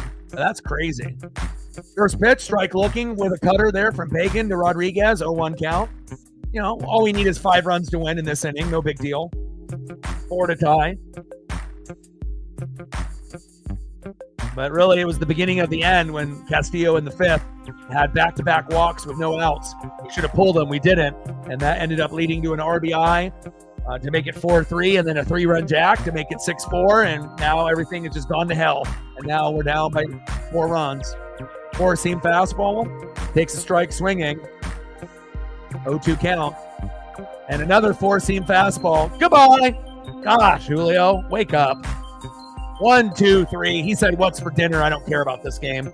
All right, last opportunity for the torpedo bat for Big Dumper Cal Raleigh. At least he's batting from the left-handed side, and if he does hit a home run, you know, losing 8-5 is better than 8-4. It could give us some momentum in tomorrow, and it'll be the 4th consecutive game that he has hit a home run with that torpedo bat. Otherwise, that streak ends. But 3 games with 3 home runs in a row, I would say that's pretty good. It's working for Cal. First pitch to Cal is low and at the knees, 1-0 count. 1-0 pitch, 4-seam fastball, high and away. 2 balls and no strikes from Pagan to Big Dumper. Yeah, Hooli, no. Man, he just needs to understand patience in the box, and he doesn't. You know, that's like one thing that he sucks at. Like, not like he's bad at it. Like, he fucking sucks at like being patient in the box. And hopefully he'll figure it out. Otherwise, he'll never be an all-star. He'll never be an elite player. And he sure as hell will never be in the Hall of Fame, you know, unless he corrects that. Takes a strike looking. 2 balls and 1 strike. I feel like Logan Gilbert and Cal Raleigh at this point in their trajectory, they have a better chance of making the Hall of Fame and being a consistent all-star player year in and year out than Julio. And that's sickening. You know, and Logan is great. No disrespect to him. And Cal is great. But, you know, based on the money and everything, you know, and you're supposed to be Ken Griffey Jr. 2.0. You ain't playing like it. Takes a strike looking. 2 balls and 1 strike. 4-seam fastball, fouls that one off. 94 miles an hour. 2 balls and 2 strikes from Pagan to Raleigh. Come on, Cal. Come on, Dumper. Dump on him. Not the ideal game for us here today. It looks like our 4-game win streak is going to come to an end. Cal in play and fly out all the way to the wall, and that is the game. Got good contact on that last one there. Man, what a brutal couple innings just to man, I don't even know what to say. But again, we just got to play better tomorrow. And then we'll see how we play with Brian Wu in the morning on that Thursday game as well. Final score, Cincinnati Reds 8, Seattle Mariners 4. Got to play better. We need Polo in the lineup tomorrow and on fucking Thursday. No excuses. And I better not fucking see Solano or Garver even get a chance to play at all. We got to make sure we have better lineups. But on the bright side, Ben Williamson getting his first hit, and that's obviously going to be something that he'll never forget. And hopefully the Seattle Mariner organization tracks on that baseball to get it to Ben. And hopefully this will be things to come, moving forward for Ben Williamson. I love you guys, and I appreciate you guys very, very much. Final score, Cincinnati Reds 8, Seattle Mariners 4. Normally, 4 runs, 7 to 10 hits gets it done, but not today. And hopefully we play better tomorrow. And I got one question for you. Who talk sports like us? Your boy Ryan, Northwest Sports Fanatics, and I'm out. Gang.